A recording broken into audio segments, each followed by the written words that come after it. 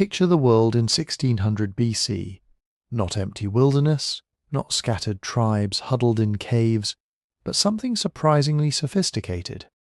Ships loaded with copper and tin crisscrossing the Mediterranean. Palaces in Crete with indoor plumbing. Egyptian pharaohs, commanding armies and monuments that still stand today. Hittite kings in Anatolia negotiating treaties written in cuneiform. Cities in the Levant acting as trading hubs, moving goods between continents. This wasn't a disconnected patchwork of isolated societies. This was a network, fragile, complex, and more interconnected than most people realize. And then somewhere in the middle of it all, an island exploded. Not metaphorically, literally exploded. A volcano on a small island called Thera, what we now know as Santorini, blew itself apart with a force so massive that scientists still argue about exactly how big it really was. Some comparisons put it at multiple times the power of Krakatoa, the eruption that killed tens of thousands of people in 1883 and darkened skies across the planet. Thera may have been bigger, possibly much bigger. Here's where it gets interesting though, and here's why this story has puzzled historians for over a century. Around this same rough window of time, roughly 1600 BC, give or take a few decades depending on who you ask, several major Bronze Age societies show signs of serious trouble. The Minoan civilization on Crete, one of the most advanced cultures of its time, begins a slow decline that eventually ends with its palaces destroyed. Egyptian records mention a mysterious storm, sometimes called the Tempest stele, describing darkness and destruction that don't match typical weather patterns. Cities across the Levant show disruption in their trade networks. Even further away, in Mesopotamia, there are hints, though much fuzzier ones, of instability during roughly this same period. Now, before you assume this is an open and shut case, a volcano erupts and boom, ancient civilizations collapse, I need to stop you right there. Because that's not actually what happened. Or at least it's not proven that's what happened. This is one of the most debated theories in ancient history. And for good reason. The dates don't line up perfectly. The evidence is scattered across different disciplines that don't always agree with each other. Ice cores say one thing, tree rings say another. Archaeological layers in Crete tell a different story than Egyptian inscriptions. So here's the real mystery we're diving into today. Did one volcanic eruption on a small Greek island somehow ripple outward and destabilize empires thousands of miles away? Or are we looking at several unrelated crises that just happen to occur around the same rough time period? Coincidences dressed up as connections because humans love finding patterns even when patterns aren't really there. To answer that, we're going to have to become detectives. We'll look at volcanic science, the actual physical evidence buried in ash layers and ice cores from Greenland.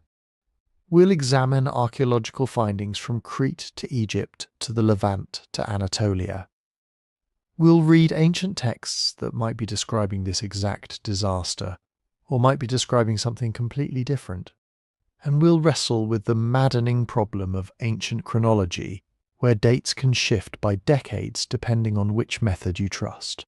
If you're settling in to fall asleep to this, that's honestly the whole point of these videos, so get comfortable.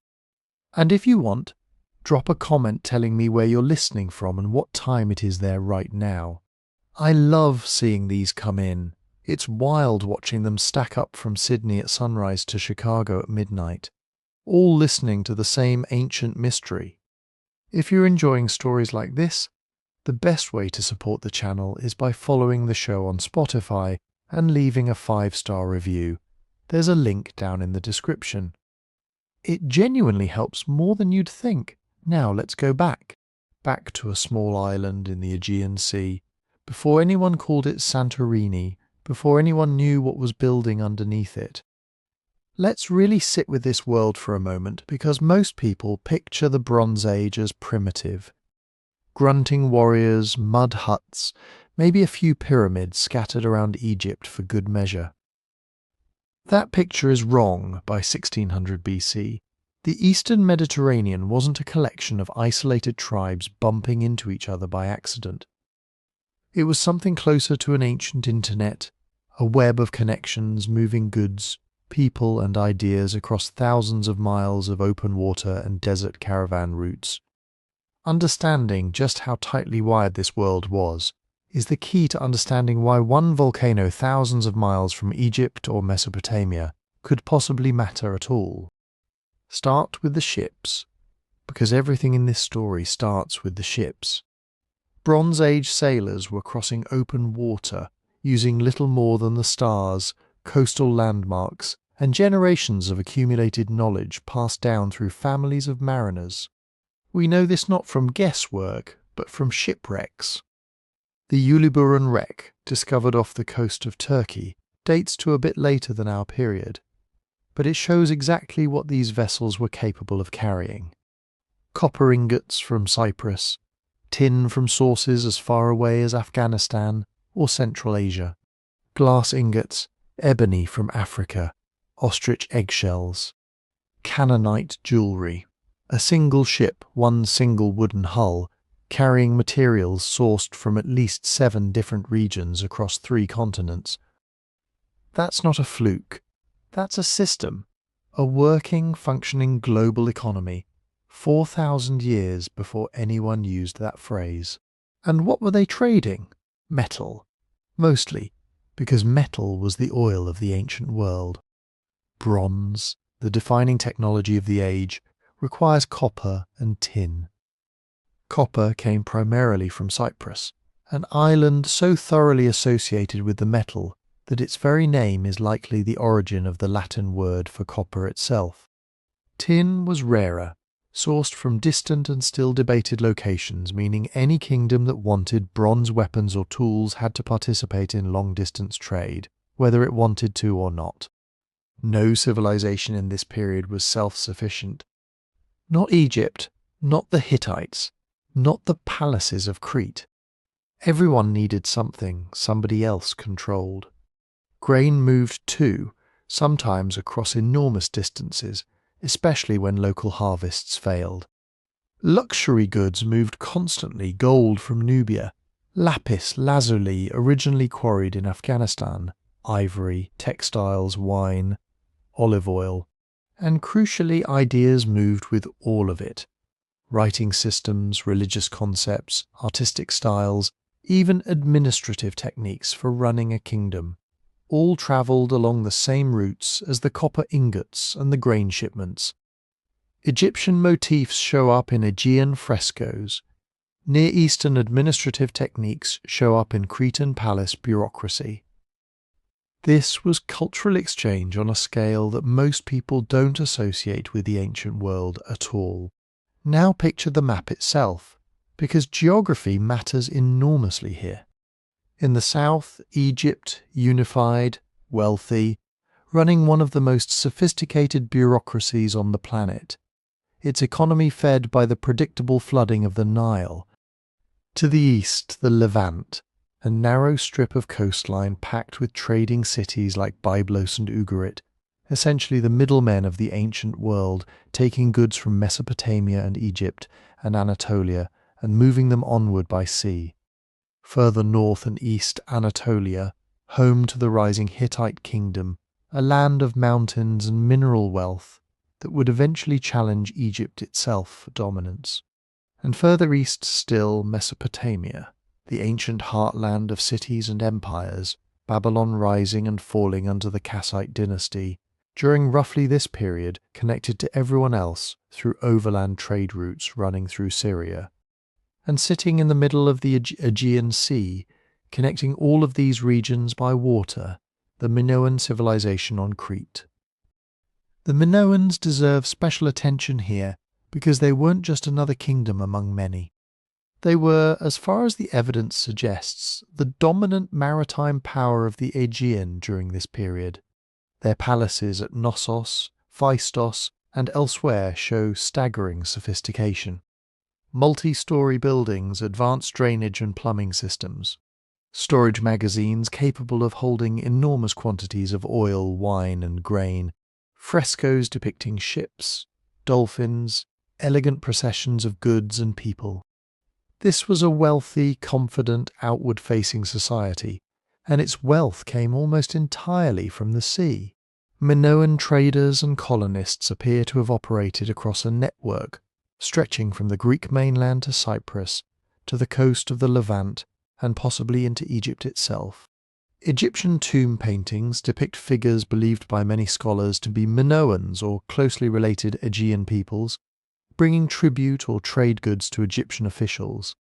Whether this represents actual political tribute or simple commercial exchange is still debated, but the artistic connection is undeniable. These were societies that knew each other, watched each other, and depended on each other. And right in the middle of this Minoan network sat the island of Thera. Not a peripheral outpost, but a genuine participant in this maritime world, a wealthy settlement with its own multi-story buildings, its own advanced drainage systems, its own vividly painted frescoes echoing the artistic style found at Knossos itself. Thera wasn't some remote backwater about to have an unfortunate accident. It was wired into the same trade networks, the same cultural sphere, quite possibly the same political orbit as the rest of the Minoan world. Now here's the part that matters most for everything we're about to explore. All of this interconnection created something economists and historians recognize in later, better documented empires. Palace economies, centralized systems where a single administrative center, usually built around a literal palace, controlled the storage, redistribution and taxation of resources across an entire region. These systems were remarkably efficient when conditions were stable. A palace could collect grain during good harvests, store it in massive magazines and redistribute it during lean years.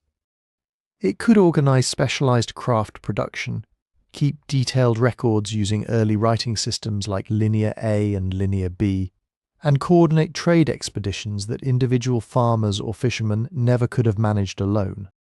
But here's the catch, and it's a catch that applies to centralized systems throughout history. The same structure that makes a palace economy productive also makes it fragile. When everything runs through one administrative center, when storage and distribution and trade are all coordinated from a single point, a shock to that center doesn't just cause local damage. It can cascade outward through the entire network that depends on it. Disrupt the harbor and trade stops. Disrupt the harvest zones feeding the palace magazines and the redistribution system that keeps the population-fed grinds to a halt. Disrupt the shipping lanes carrying tin and copper, and suddenly there's no bronze for tools or weapons anywhere downstream. This is the world we need to hold in our heads as we move forward. Not isolated kingdoms living separate lives, but a tightly wound, interdependent network, where a disruption in one sea lane, one harvest region, one trading hub could ripple outward far beyond where it started. A world where the failure of a single link in the chain under the wrong conditions might not stay contained to wherever that failure began. Keep that image in mind because we're about to go back to the island sitting at the center of so much of this trade, and watch what was building underneath it long before anyone had a reason to worry. Thera, today called Santorini, sits in the southern Aegean, roughly halfway between Crete and the Greek mainland. Today it is one of the most photographed places on Earth. White villages clinging to black cliffs, blue domes, hotels with infinity pools overlooking a flooded volcanic crater, so enormous it feels almost unreal. But in the Bronze Age there was no Santorini as we know it. No vast crescent-shaped island wrapped around a sunken caldera. There was a larger, greener island called Thera, probably made up of volcanic ridges, fertile valleys and sheltered coastal landing places. And on its southern edge stood a settlement called Akrotiri. Akrotiri is one of those archaeological sites that forces you to abandon every lazy assumption about the ancient past. This was not a village of rough stone huts inhabited by people barely surviving from one season to the next. By the 17th century BC, Akrotiri was a densely built, prosperous town. Its streets ran between multi-storey houses. Some buildings had 2 floors.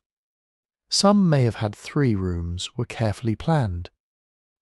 Walls were plastered and painted. There were workshops, storerooms, kitchens, ceremonial spaces, and areas where people produced goods for trade.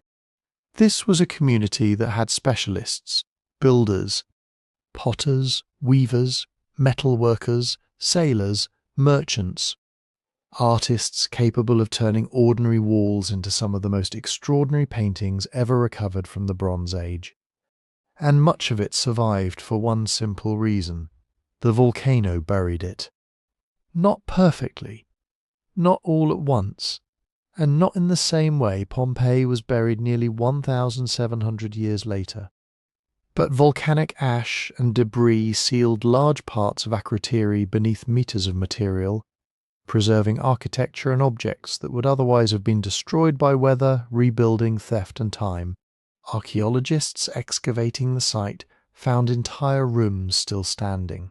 Staircases, windows, doorways, stone benches, storage jars sitting where they had been left. A town frozen not in a single instant, but in the final stages of an unfolding emergency. Walk through what has been uncovered, and the scale of daily life becomes clear fast. The houses were not random structures packed together without planning. Many were built with stone foundations, mud brick walls, timber reinforcements, and carefully finished interiors. They had light wells to bring sunlight into rooms away from the street. They had upper stories reached by staircases.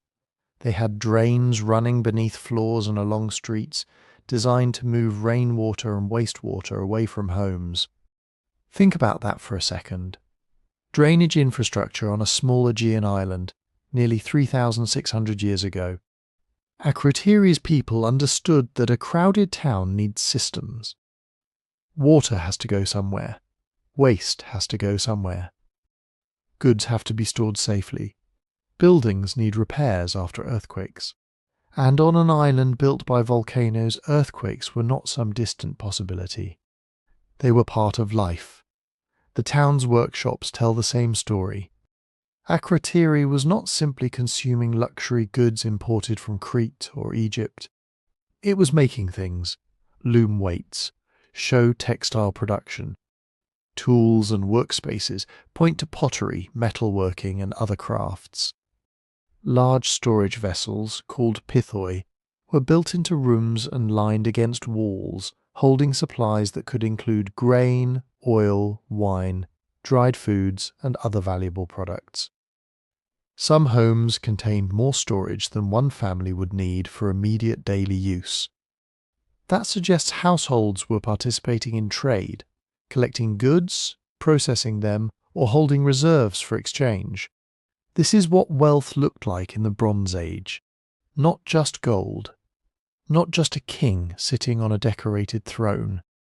Wealth was food stored against failure, oil in jars, wine ready for shipment, cloth waiting to be traded, imported stone, metals, dyes and spices arriving by sea. It was the ability to support people whose job was not farming or fishing, because somebody else was producing enough surplus to feed them. And Akrotiri was absolutely connected to that wider maritime economy. Its pottery shows links across the Cyclades and Crete.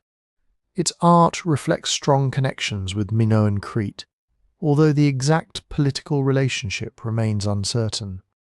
Was Akrotiri controlled directly by Minoan authorities? Was it an independent Cycladic town, deeply influenced by Cretan wealth and culture? Was it one important port inside a looser Aegean trading sphere? Archaeologists still debate that, but on one point, the evidence is hard to escape. Akrotiri was not isolated. It was part of the same world that produced the palaces of Crete. The frescoes make this connection almost impossible to miss. In the town's houses, walls were painted with landscapes, animals, religious scenes, processions, ships, and people dressed in elaborate clothing. One famous fresco shows a fleet of vessels moving between coastal settlements, with landscapes alive with buildings, animals, and human activity. Scholars have argued for decades about exactly what event it depicts. A religious voyage? A trading expedition? A military display? A ceremonial return? We cannot say for sure, but whatever the answer, the painting tells us something important. The people who commissioned and lived with this art thought of the sea as central to their identity. The sea was not an empty barrier around their island. It was a road. Another fresco depicts monkeys, animals not native to Thera. Others show exotic plants and birds. These images do not prove that every resident of Akrotiri had travelled to Africa or the Near East. But they do show that the townspeople had access to ideas, images, and perhaps objects from worlds beyond their horizon. They belonged to a culture curious about distant places and rich enough to turn that curiosity into art. Then there are the famous figures known as the saffron gatherers. Young people, probably girls in some cases, are shown collecting crocus flowers. Saffron was valuable. It could be used as dye, perfume, medicine, and perhaps in ritual. The scene may contain religious symbolism we no longer understand, but it also captures something deeply human, a seasonal task. Skilled labour. Valuable plants gathered carefully, flower by flower, for a product light enough to carry and precious enough to trade across the sea. Akrotiri was not merely surviving on a volcanic island. It was thriving because of its position in the network. Ships travelling between Crete, the Cyclades, mainland Greece, Anatolia, Cyprus, and the Levant could pass through these waters. Thera could provide a stopping point, a market, a harbour, a source of goods, and a community of experienced sailors who understood the routes. Its location gave it influence, its connections gave it wealth, and its volcanic soils may have supported productive agriculture, at least when the ground beneath the island remained quiet. But quiet is relative on Thera. The entire island existed because of volcanic activity. Every fertile field, every rocky slope, every harbour, every building site was part of a landscape shaped by earlier eruptions. The people of Akrotiri may have known this in ways we can barely reconstruct. They would have experienced earthquakes. They may have noticed cracks opening in walls, tremors underfoot, changes in springs, strange noises from the earth. None of these signs necessarily meant catastrophe. In an active volcanic region, people can live through earthquakes for generations without ever seeing an eruption. Still, something happened before the final destruction, because Akrotiri contains one of the strangest absences in archaeology. For a town buried beneath volcanic deposits, there are remarkably few human bodies. At Pompeii, victims were found where ash, gases, and collapsing roofs overtook them. At Akrotiri, the picture is very different. Archaeologists have found no large number of people trapped in homes or streets, no obvious cemetery of disaster victims beneath the main ash layers. There are also surprisingly few precious objects left behind in many buildings. Some rooms appear to have been cleared. In places, furniture and portable goods seem to have been removed before the final burial. That does not prove a perfectly organised evacuation. Archaeology rarely gives us that kind of certainty. Bodies may lie in areas not yet excavated. Some people may have died at sea, along the coast, or on parts of the island, destroyed beyond recovery. Others could have returned after an initial evacuation and been caught later. And even if most residents escaped the town, escaping the island is a different question entirely. But the absence matters. It suggests that Akrotiri's people may have received warning, Perhaps earthquakes damaged the town first. Perhaps ash began falling in smaller amounts. Perhaps people saw steam, heard explosions, or realized that the familiar restless mountain beneath their island was doing something different this time. They may have loaded boats, they may have carried valuables, food, tools and children down to the shore. They may have fled to other parts of Thera, to nearby islands or toward Crete, believing they would return once the danger passed. Imagine that moment, a wealthy port town still standing. Frescoes bright on the walls, story rooms full, workshops unfinished.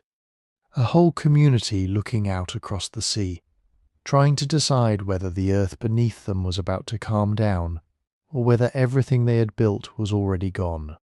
They could not have known what was coming, because Thera was not about to experience another earthquake. It was about to become one of the largest volcanic disasters of the ancient world. To understand what Thera was about to do, you have to understand that a volcano is not just a mountain that suddenly explodes. It is a pressure system, a machine built deep underground, powered by heat from inside the earth. Beneath Thera, molten rock was collecting in a magma chamber. Magma is not simply liquid stone. It is a violent mixture of molten rock, crystals and dissolved gases, especially water vapour, carbon dioxide and sulphur compounds. Deep underground, those gases are held under enormous pressure. They stay trapped inside the magma, compressed by kilometres of rock above them. But as magma rises, the pressure around it drops, and that changes everything. Think of opening a shaken bottle of sparkling wine. As long as the bottle is sealed, the gas stays dissolved in the liquid. Remove the cork, and the pressure release lets bubbles form almost instantly. Those bubbles expand. They force liquid upward. They turn a quiet bottle into a spray of foam and gas. Now, scale that up beyond imagination. Inside a volcano, expanding gas bubbles can rip magma apart into tiny fragments of molten rock, ash and pumice. Instead of lava simply flowing out across the ground, the volcano begins firing a mixture of gas and shattered rock into the sky. The more gas-rich and sticky the magma is, the harder it is for that gas to escape gradually. Pressure builds, fractures open, and when the system finally fails, the eruption can become explosive on a scale no human community can control. That is the kind of volcano Thera was, but it probably did not happen as one single blast. Not one clean cinematic moment where the island vanished in a fireball, and everyone around the Aegean immediately understood that history had changed. Real eruptions are usually messier than that. They unfold in stages. And those stages matter because people can respond to the first signs without understanding what the final stage will bring. There may have been earthquakes first, strong ones. The kind that crack walls, collapse weak structures, shake pottery from shelves, and send people running into the streets. Akrotiri shows evidence of damage and repair before its final burial, although exactly how that sequence unfolded remains debated. Then came the opening phases of eruption. Steam, gas. Smaller explosions, ash beginning to fall, pumice raining from the sky. Pumice looks almost harmless when you hold a small piece in your hand. It is pale, full of holes, light enough to float on water. But those holes are the scars of trapped gas, expanding violently inside molten rock. During a major eruption, pumice does not arrive as a few stones scattered across the ground. It can fall in layers, burying fields, crushing roofs, contaminating water, and turning daylight into a grey, choking haze. For the people of Thera, this might have been the stage when escape still seemed possible. The first eruption could have looked terrible without looking final. Ash fall is frightening. Earthquakes are frightening. But communities living near active volcanoes can survive both. They may have thought the worst had already happened. They may have waited offshore in boats or fled to another part of the island, expecting to come back when the ground stopped shaking. But an explosive eruption can intensify with terrifying speed. As the magma chamber empties, the land above it loses support. The volcano has effectively removed part of the foundation beneath itself, and eventually the ground can collapse inward. This is how a caldera forms. Today, Santorini's spectacular crescent shape is the visible edge of one of these collapsed volcanic systems. The sea-filled basin at its centre is not just a harbour, it is a wound in the earth, created when large sections of the old island collapsed into the space left behind by evacuated magma. That collapse may have been among the most destructive stages of the Thera eruption. Imagine the island shaking as parts of its volcanic core begin to fail, cliffs breaking away, coastlines changing, seawater rushing into newly opened fractures, hot rock meeting water, explosions becoming even more violent. The geography people had known their entire lives could have been disappearing beneath them. And then there were pyroclastic flows. These are among the deadliest phenomena a volcano can produce. A pyroclastic flow is not a river of lava. Lava is dangerous, but it usually moves slowly enough that people can escape on foot. A pyroclastic flow is a ground-hugging avalanche of superheated gas, ash, pumice, and rock fragments. It can race downhill and across the landscape at speeds that make escape impossible. Temperatures can be hundreds of degrees. It burns, smothers, buries, and destroys almost everything in its path. At Thera, these flows poured across parts of the island and into the sea. They were not just local clouds of ash. They were dense, fast-moving collapses of eruptive material, the volcanic column falling back to Earth under its own weight. And that detail is crucial, because when huge volumes of rock, ash and debris enter the sea, they can displace water. When parts of an island collapse, they can displace even more. That is one of the ways an eruption can generate tsunamis. Not every wave produced by a volcanic eruption crosses an entire ocean. Not every coastline receives the same impact. Local seafloor shape, distance, direction, and the exact mechanics of collapse all matter.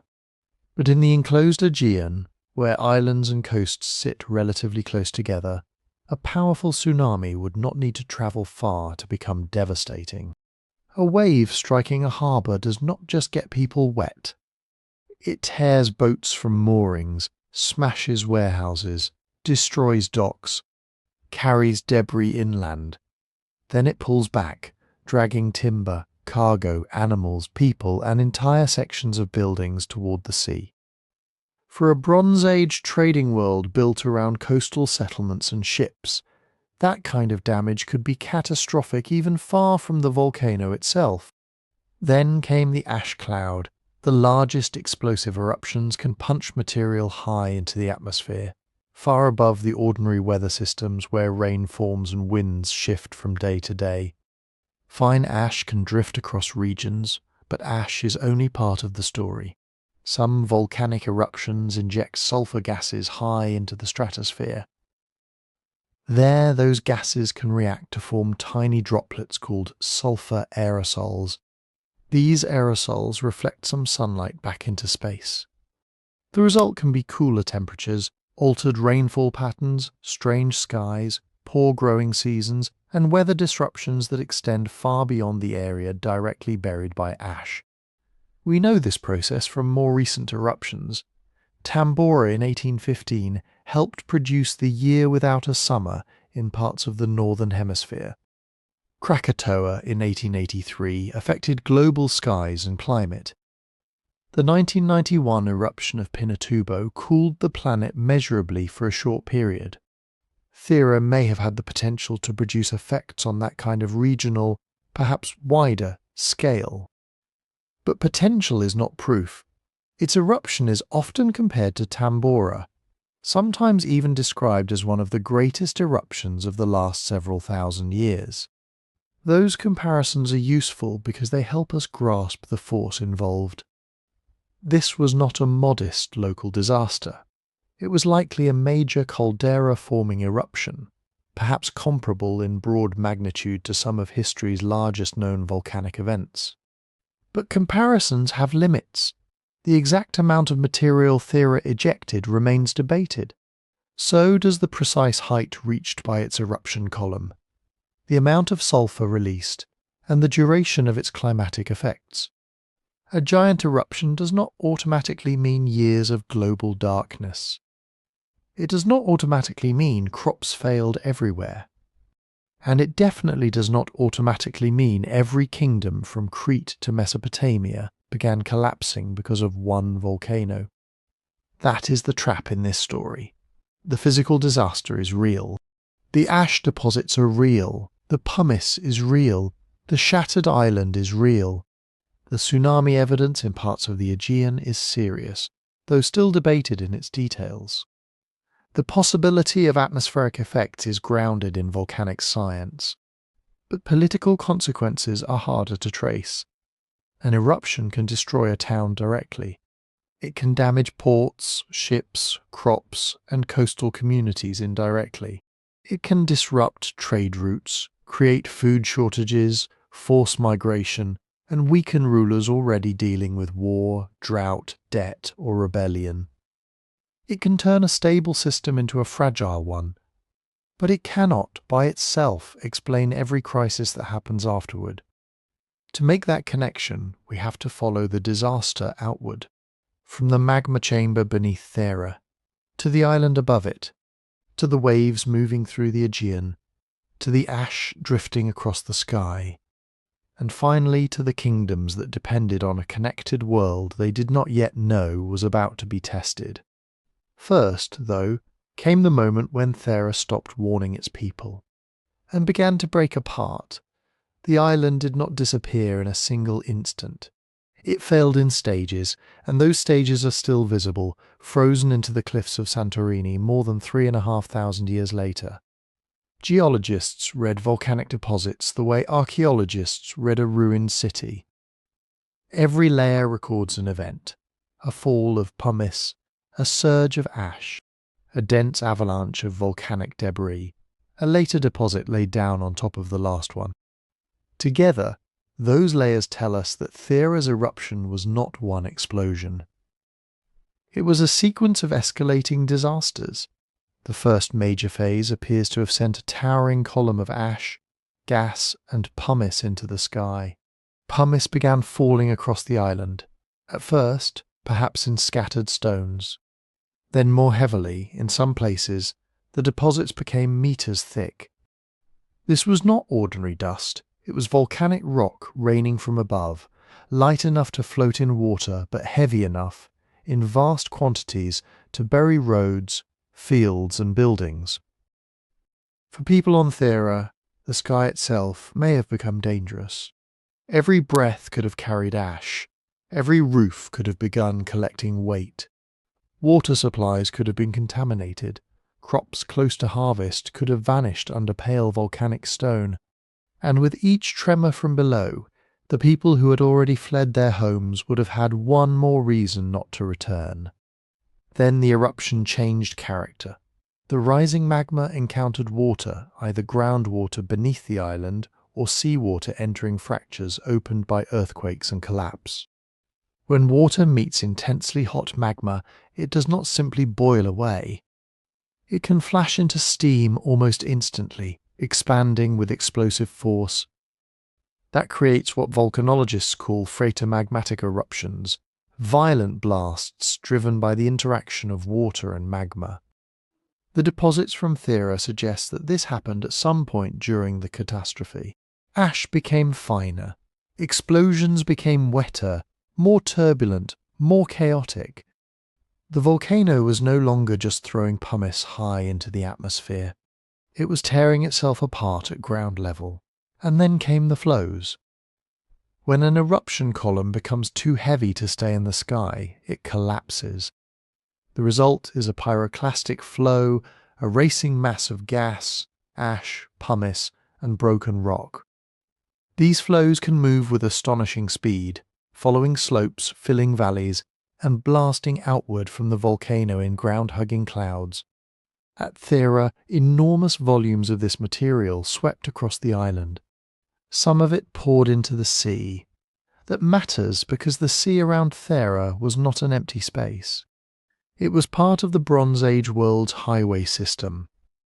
Fishing boats, cargo ships, traders, sailors, and island communities depended on it. And now volcanic debris was crashing into it. Hot ash clouds may have raced across the water surface. Pumice rafts could have spread outward. Shorelines may have been hit by surges of water and debris long before the largest waves reached more distant coasts. But the greatest change was happening below the ground. Every explosion was draining the magma chamber beneath the island. The volcano had spent thousands of years building itself upward, layer by layer, eruption by eruption. Now it was evacuating part of the support beneath its own centre. Eventually the surface could no longer hold. It collapsed.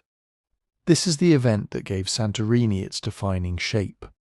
The steep cliffs surrounding the modern sea-filled caldera are not simply the walls of an ordinary crater.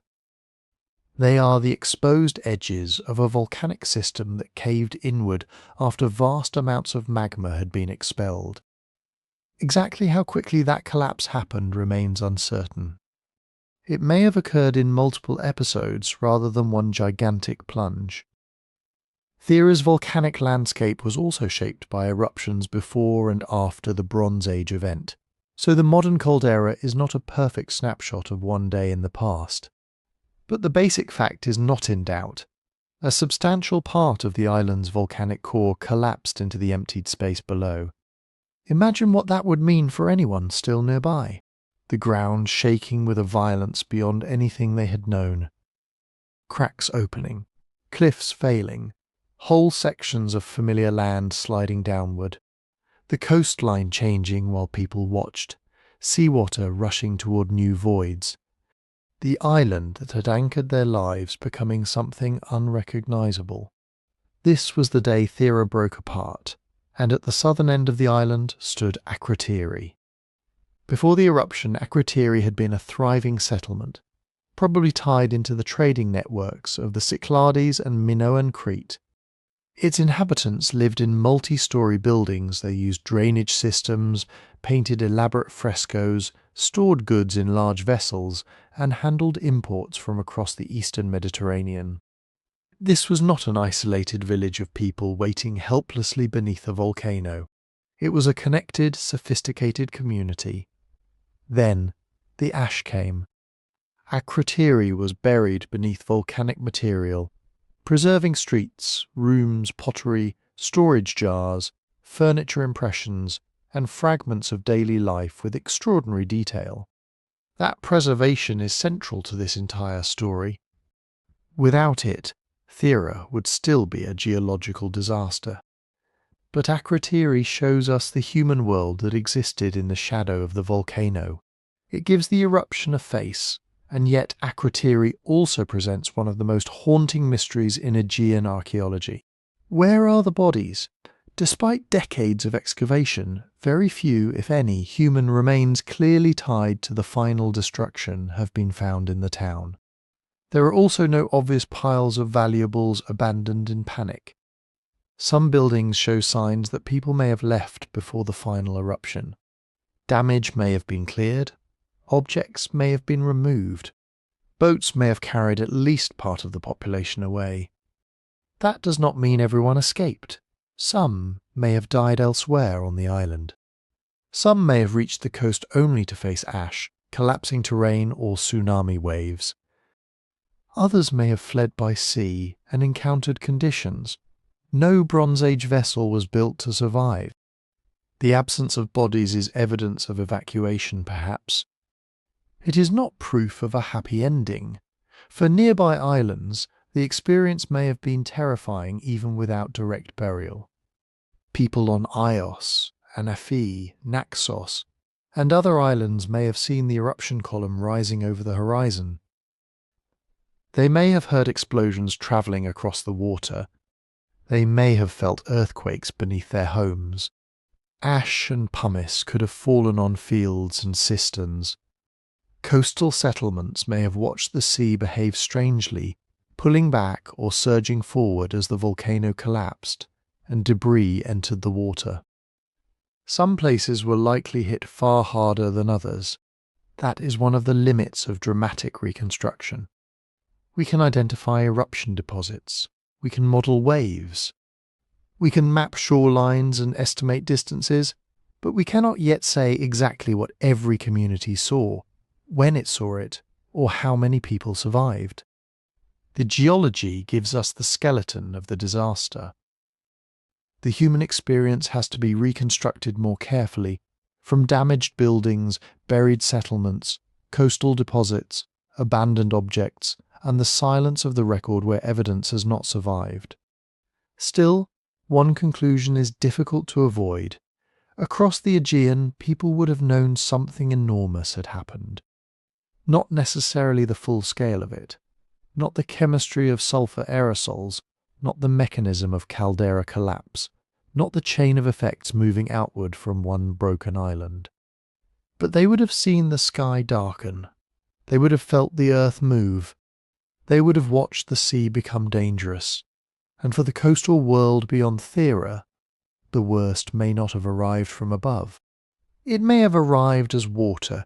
Water does not need to rise very high to destroy a Bronze Age port. A wave of only a few meters can lift ships from their moorings, slam them into quays, scatter cargo across a shoreline, flood ground floor storerooms, and then drag everything loose back out to sea.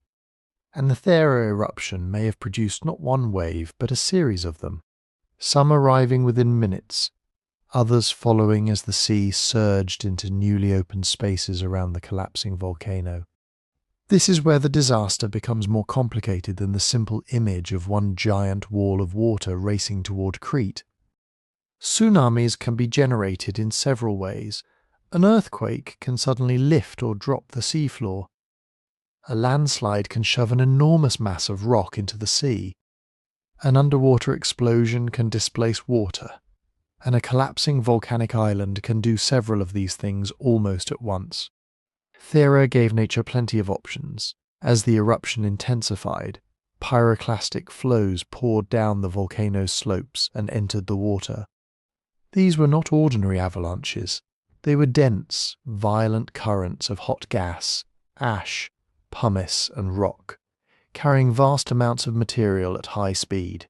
When a flow like that hits the sea, it can displace water directly.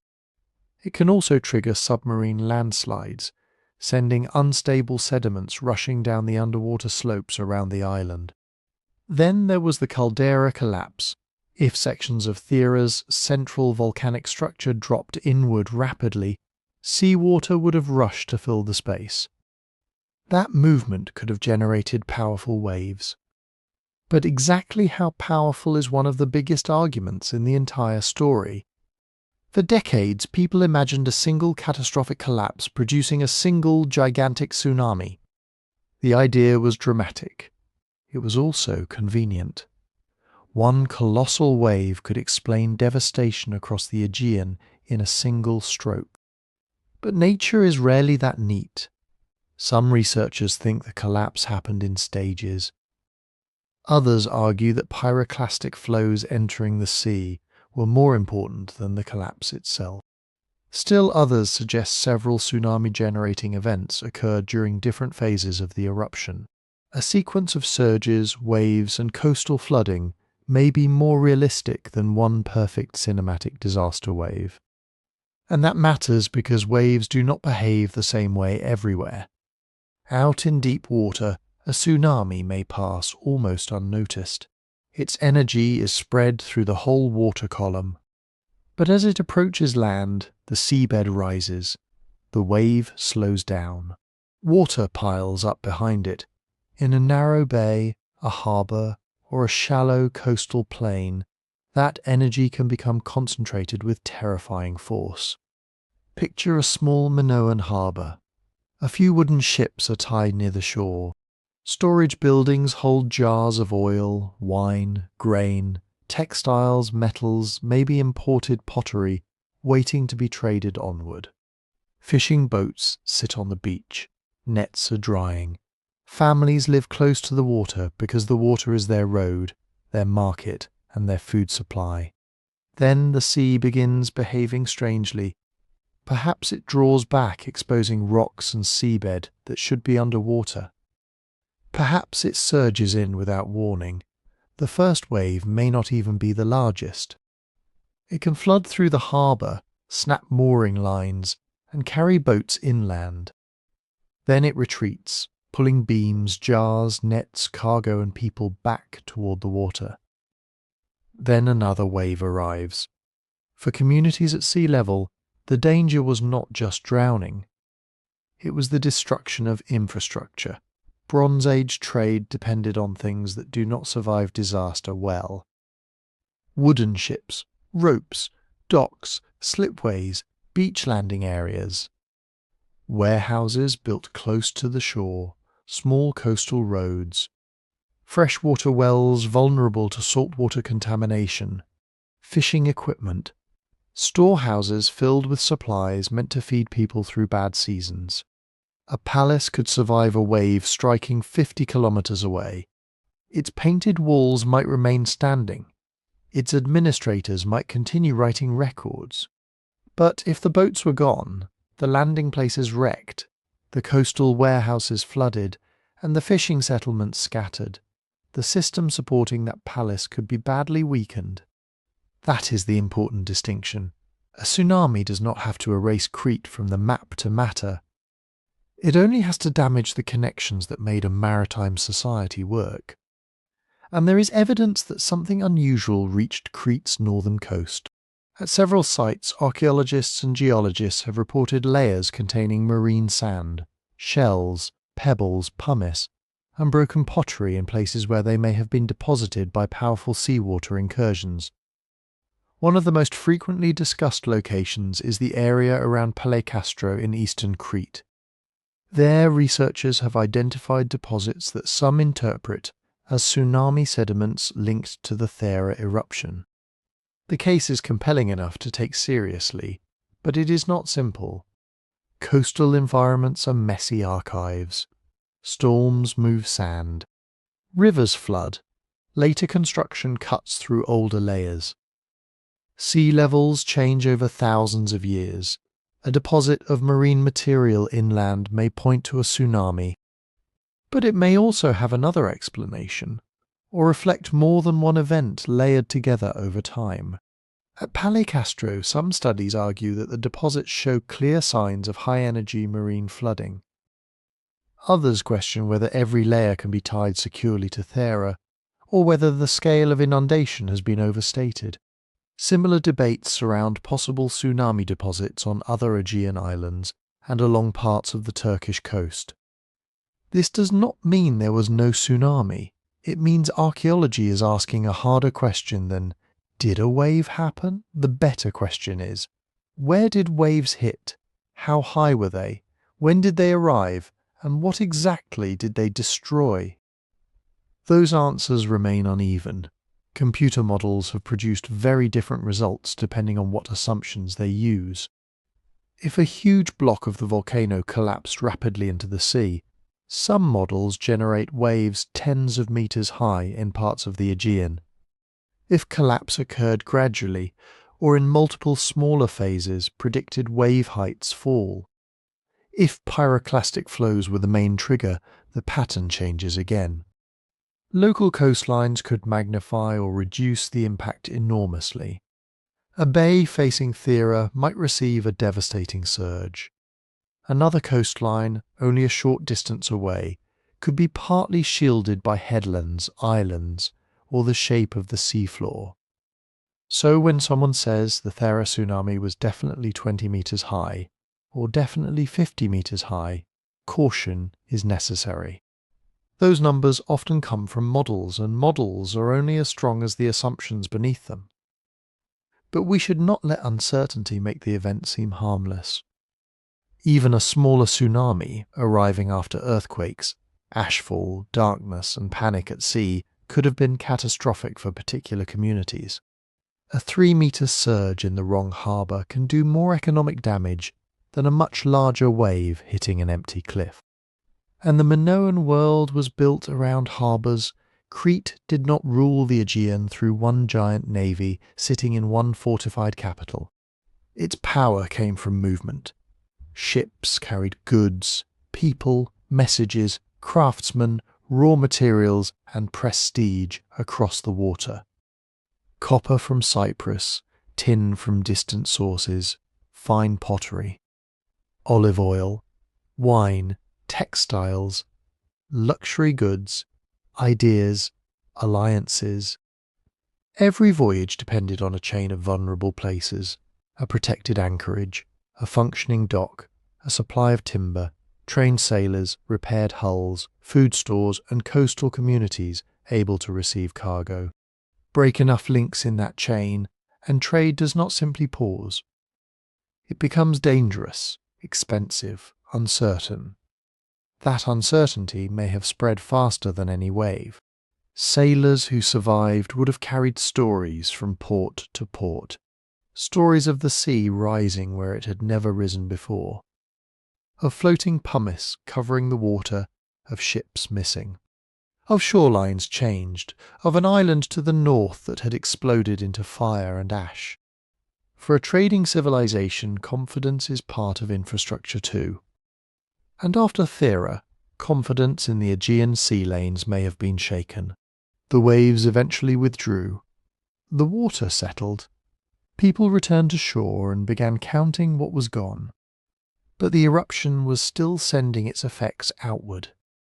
Because while the sea was tearing through harbours and settlements across the Aegean, another threat was climbing into the upper atmosphere. Ash, sulphur, and dust were beginning a journey far beyond the islands. The waves eventually withdrew. The water settled, people returned to shore and began counting what was gone.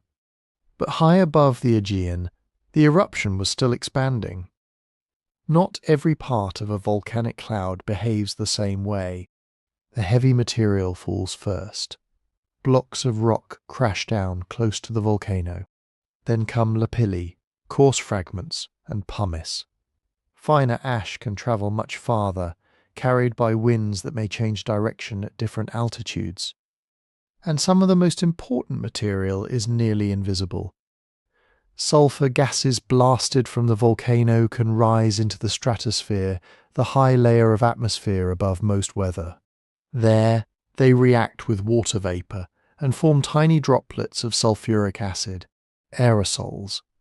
A haze so fine that no Bronze Age farmer would have known what it was, but one capable of changing the amount of sunlight reaching the ground.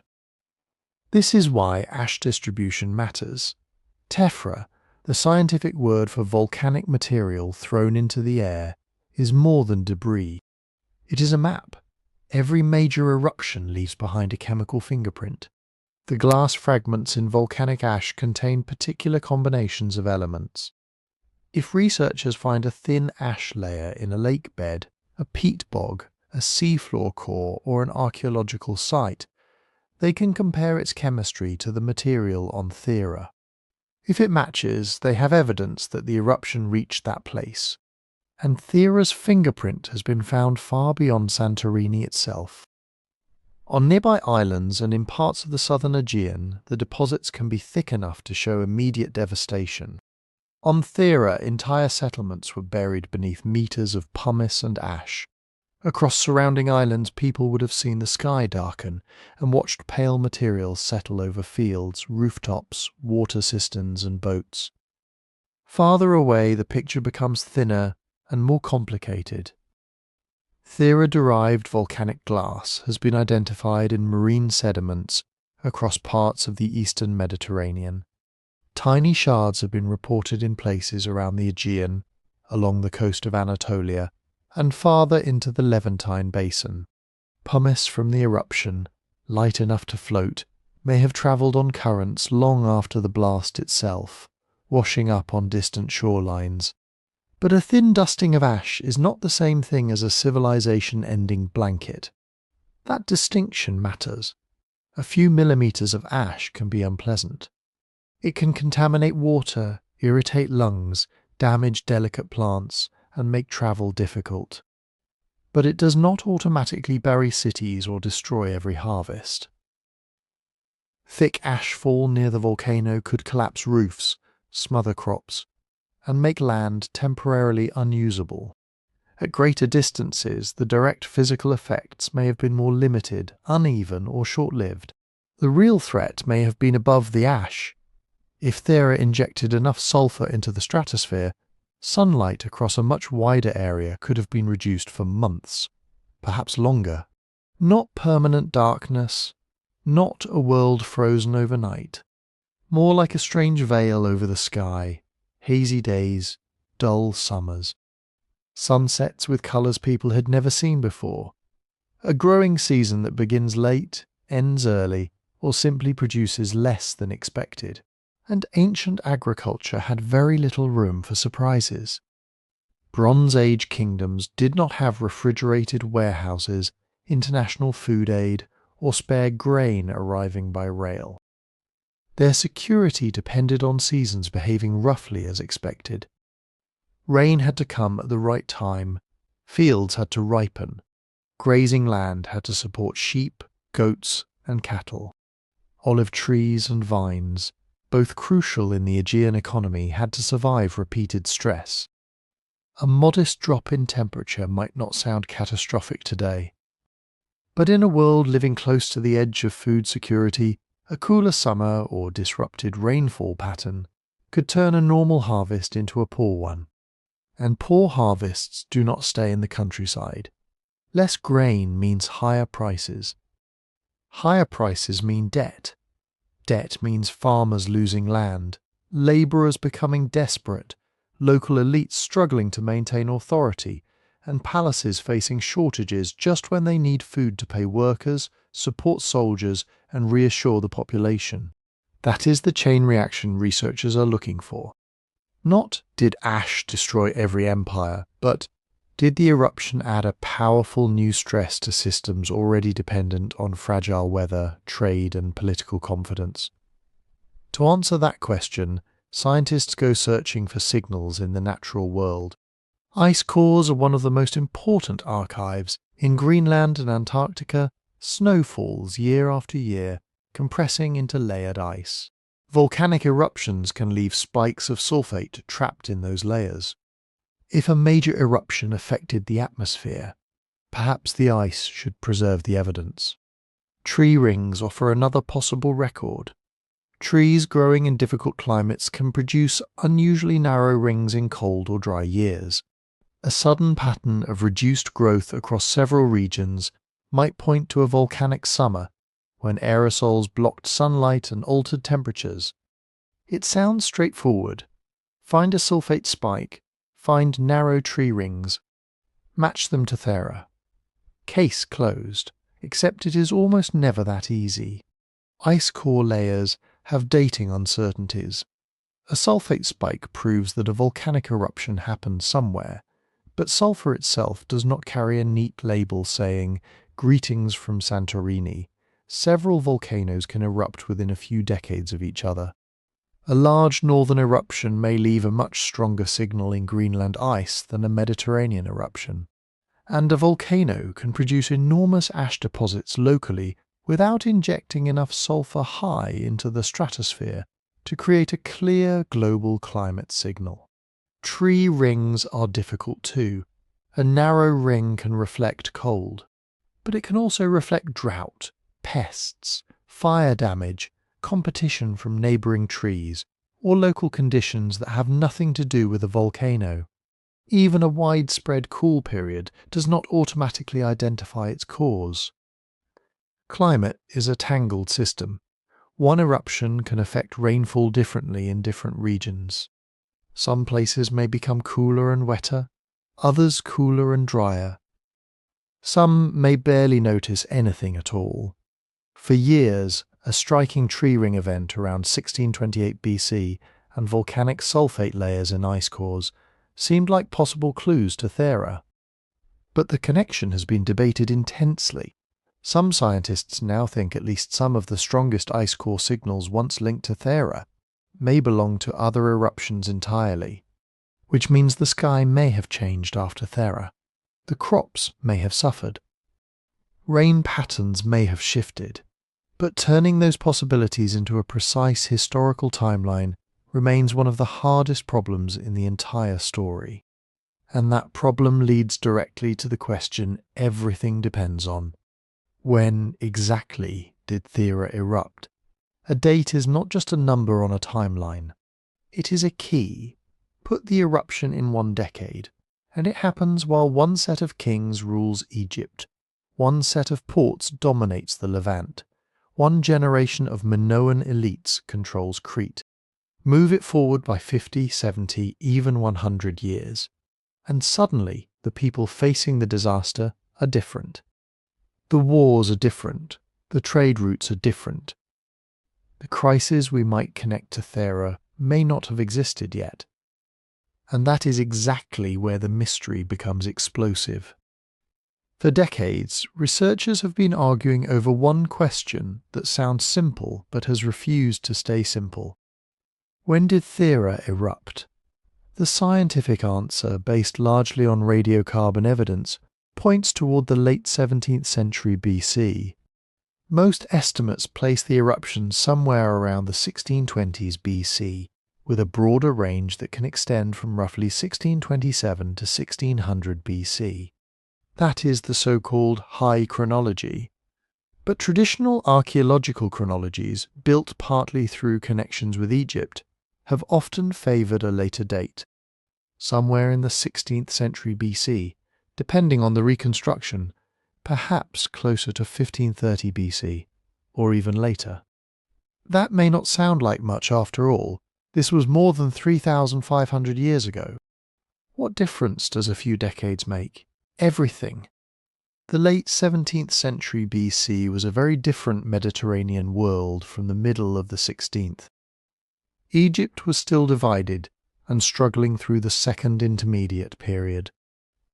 The Hyksos ruled in the north from their capital at Avaris in the Nile Delta. Egyptian rulers based in Thebes controlled the south. The great reunification of Egypt under the early 18th dynasty had not fully reshaped the region yet. But shift Thera later, and the eruption begins to overlap with the rise of that new Egyptian empire, with the wars of Ahmose, with the expulsion of the Hyksos, with a period of military expansion, political upheaval, and royal propaganda. Same volcano, entirely different historical suspects. So why does radiocarbon point earlier? Because the eruption left behind something extraordinary. On Santorini, beneath the thick volcanic deposits, archaeologists found the remains of an olive branch. Not an olive pit from a storage jar. Not charcoal dragged into a later fire. A branch still connected to its roots, apparently buried alive by material from the eruption, that made it potentially priceless. Trees absorb carbon while they grow. The amount of radioactive carbon-14 remaining in their wood after death can be measured. Because carbon-14 decays at a known rate, scientists can estimate when the tree stopped exchanging carbon with the atmosphere. In this case, when that olive branch died, the radiocarbon dates from the branch produced a result centered in the late 17th century BC. When combined with dates from seeds, animal bone, and other short-lived material from sites around the Aegean, the scientific case for an eruption around the 1620s became much stronger. Not proven beyond all doubt, but stronger, and it was not just one measurement. Researchers used statistical models to combine multiple dates, archaeological sequences, and calibration curves. They compare the radiocarbon signal to long tree ring records, which track changing levels of carbon-14 in the atmosphere over time. The result is a window, not a single perfect year. But that window has repeatedly tended to land earlier than the traditional archaeological date. Then why not consider the argument settled? Because olive trees are difficult. Unlike oaks or pines, olive trees do not always produce clean, reliable annual growth rings. Their wood can grow irregularly, rings can be missing, merged, or distorted. A branch may contain older inner wood and younger outer wood, and identifying exactly which part was alive at the moment of burial is not always straightforward. Critics have also asked whether the branch died shortly before the eruption rather than during it. Could it have been dead wood already lying on the ground? Could volcanic activity have damaged it years earlier? Could the sample's complex growth pattern make its apparent age misleading? These are fair questions, not fatal objections, but real ones. The branch is powerful evidence because its archaeological context appears so direct. Yet in ancient chronology, even powerful evidence has limits. A single tree cannot settle the history of an entire sea. The later archaeological date comes from a different kind of evidence, objects moving between cultures. Minoan pottery has been found in Egypt. Egyptian objects have been found in the Aegean. Archaeologists build relative chronologies by tracking styles of ceramics, seals, burial goods, and imported luxury items. If a particular style of Aegean pottery appears in a securely dated Egyptian context, it can help anchor the Aegean sequence to the Egyptian royal timeline. That is the logic. The problem is that objects do not travel on schedules. A ceramic vessel may be made in one decade, traded in another, inherited for years, and buried later still. A palace storeroom can preserve old objects beside new ones. Excavated contexts can be disturbed, and even Egyptian chronology, which often seems rock solid because it includes king lists and inscriptions, contains uncertainties of its own. Not huge uncertainties, but enough to matter when the argument is over several generations. This is why the disagreement has lasted so long. Radiocarbon gives one clock. Egyptian-linked archaeology gives another. Both are built from real evidence. Both have assumptions, and neither can simply dismiss the other. Now consider what each date does to the bigger story. If Thera erupted around 1620 BC, it may have struck Crete and the wider Aegean before the political transformations associated with Egypt's new kingdom. The eruption could have weakened Minoan systems during their peak, but it would be harder to connect directly to events recorded under Pharaoh Ahmose decades later. The famous Tempest stele, an inscription describing a devastating storm during Ahmose's reign, becomes especially complicated. Was it a record of volcanic fallout? A tsunami, a strange climate event, or simply political language describing chaos after war? If Thera erupted generations earlier, the case for an eyewitness connection becomes much weaker. But place the eruption nearer the mid-16th century BC, and the possibilities change. Thera moves closer to Egypt's wars of reunification, to the upheaval surrounding the end of Hyksos rule, and perhaps to the events behind that storm inscription. A difference of decades becomes a difference between cause, background stress, distant memory, and pure coincidence. And until the date is pinned down more securely, every claim about what Thera destabilized has to remain conditional. The volcano may have shaken an interconnected world, but first, we have to know which world it shook. And nowhere does that question matter more than on Crete, because for generations the story seemed obvious. Thera explodes. A tsunami races across the Aegean. Ash falls from the sky. The Minoan civilization, Europe's first great palace civilization, is shattered. And out of the wreckage comes a new power from mainland Greece, the Mycenaeans. It is a perfect story.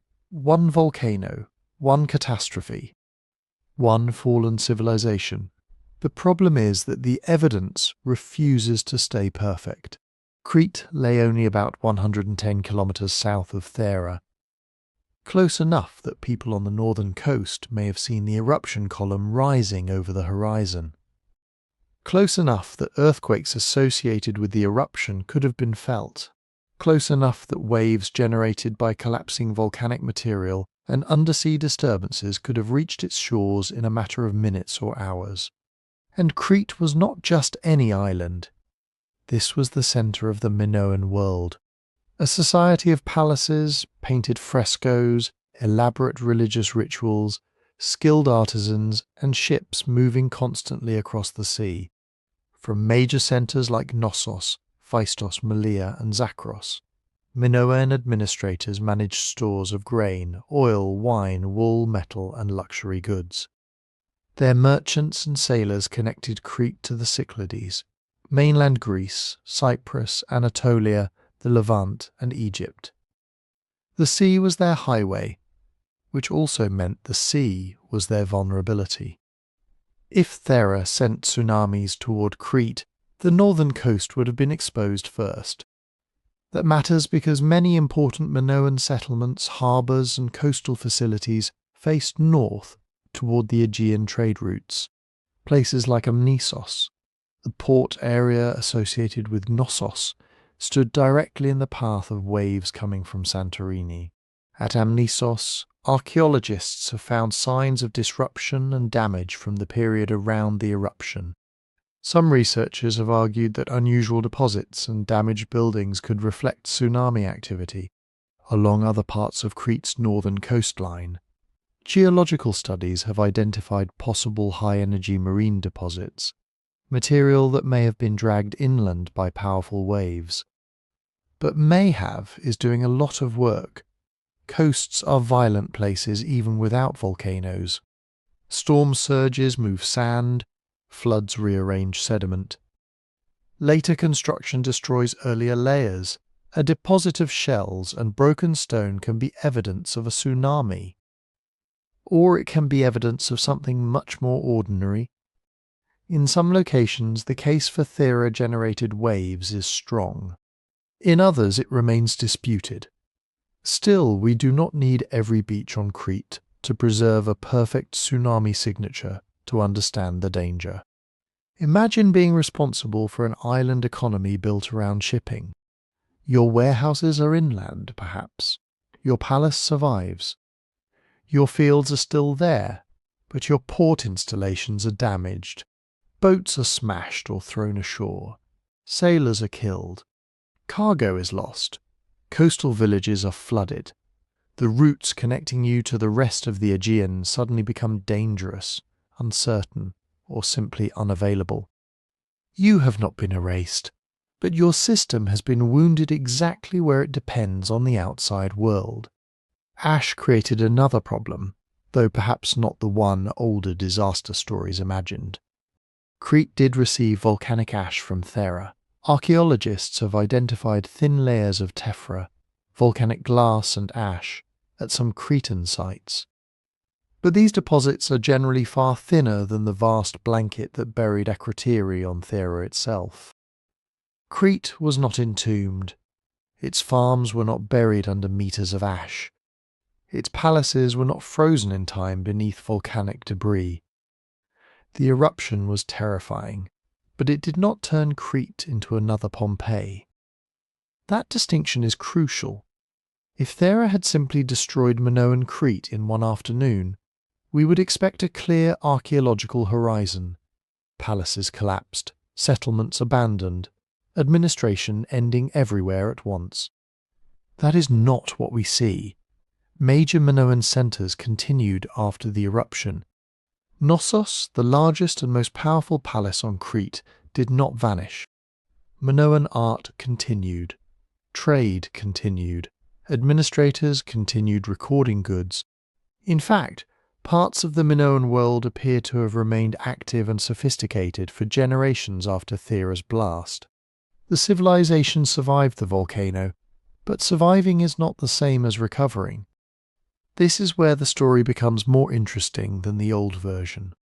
A complex society can absorb one disaster. It may not absorb the consequences that unfold afterward. A weakened fleet means fewer voyages. Fewer voyages mean less copper, less tin, less ivory, fewer prestige goods, fewer diplomatic gifts and fewer opportunities for elites to prove that they can keep wealth flowing into their palaces. Damage to coastal settlements means displaced people, repair costs, and lost storage. Disrupted trade means shortages that may not show up immediately in the archaeological record, but could spread quietly through the economy. Agricultural land might survive the ashfall, yet still face pressure if labour is diverted toward rebuilding, if coastal fishing declines, or if weather patterns become less predictable in the years after the eruption. And then there is politics. Palace societies are built on confidence. Farmers deliver grain because the palace provides protection, ritual authority, redistribution, access to trade, perhaps emergency stores in bad years. Local elites cooperate because the central system appears powerful. Ships arrive, goods move, the gods are honoured, the administration works. But after a catastrophe, every one of those promises can begin to look weaker. Maybe rival groups on Crete saw an opening. Maybe communities farther from the major palaces became less willing to accept central control.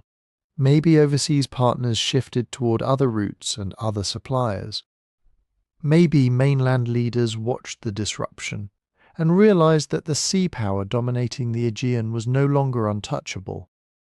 We cannot prove each step, but this is how systems break in real history. Not always through one dramatic collapse. Sometimes through years of repairs, losses, arguments, missed shipments, failed harvests, and political decisions made under pressure. The later destruction horizon on Crete makes this especially important. Many major Minoan centres were destroyed around the end of the 15th century BC, significantly later than the likely eruption date under the High Chronology. Phaistos, Malea, Zakros, and other sites suffered major destruction. Knossos survived longer, but eventually it too declined as a palace centre. That gap matters. Thera was probably not the single instant that ended Minoan civilization. The timeline is too long, the evidence too uneven, and the surviving palaces too substantial. Then came the Mycenaeans. By the later 15th century BC, mainland Greek influence becomes much clearer on Crete. Linear B, the administrative script associated with Mycenaean Greek speakers, appears at Knossos. Burial customs change. Weapons and elite culture increasingly resemble those of the mainland. At some point, whether through conquest, political takeover, alliance, migration, or a mixture of all four, Crete became part of a Mycenaean-controlled world. But that was not a volcanic instant. It was a process. Thera may have damaged the Minoan system at its maritime core. It may have made recovery harder. It may have exposed weaknesses that rivals later exploited. But the volcano did not hand Crete to the Mycenaeans the next morning. It may have done something more subtle. It may have turned a powerful kingdom into a vulnerable one. And if Thera turned a powerful kingdom into a vulnerable one, Egypt gives us the most tempting place to look for the shockwaves. Because Egypt had something the Minoans largely did not. Writing not just a few marks on pottery or scattered administrative records, but royal inscriptions, temple texts, dated reigns, and a political chronology that historians have spent generations trying to reconstruct. Egypt is one of the great chronological anchors of the Bronze Age. If a catastrophe as enormous as Thera affected the eastern Mediterranean, surely Egypt would have noticed. And maybe it did.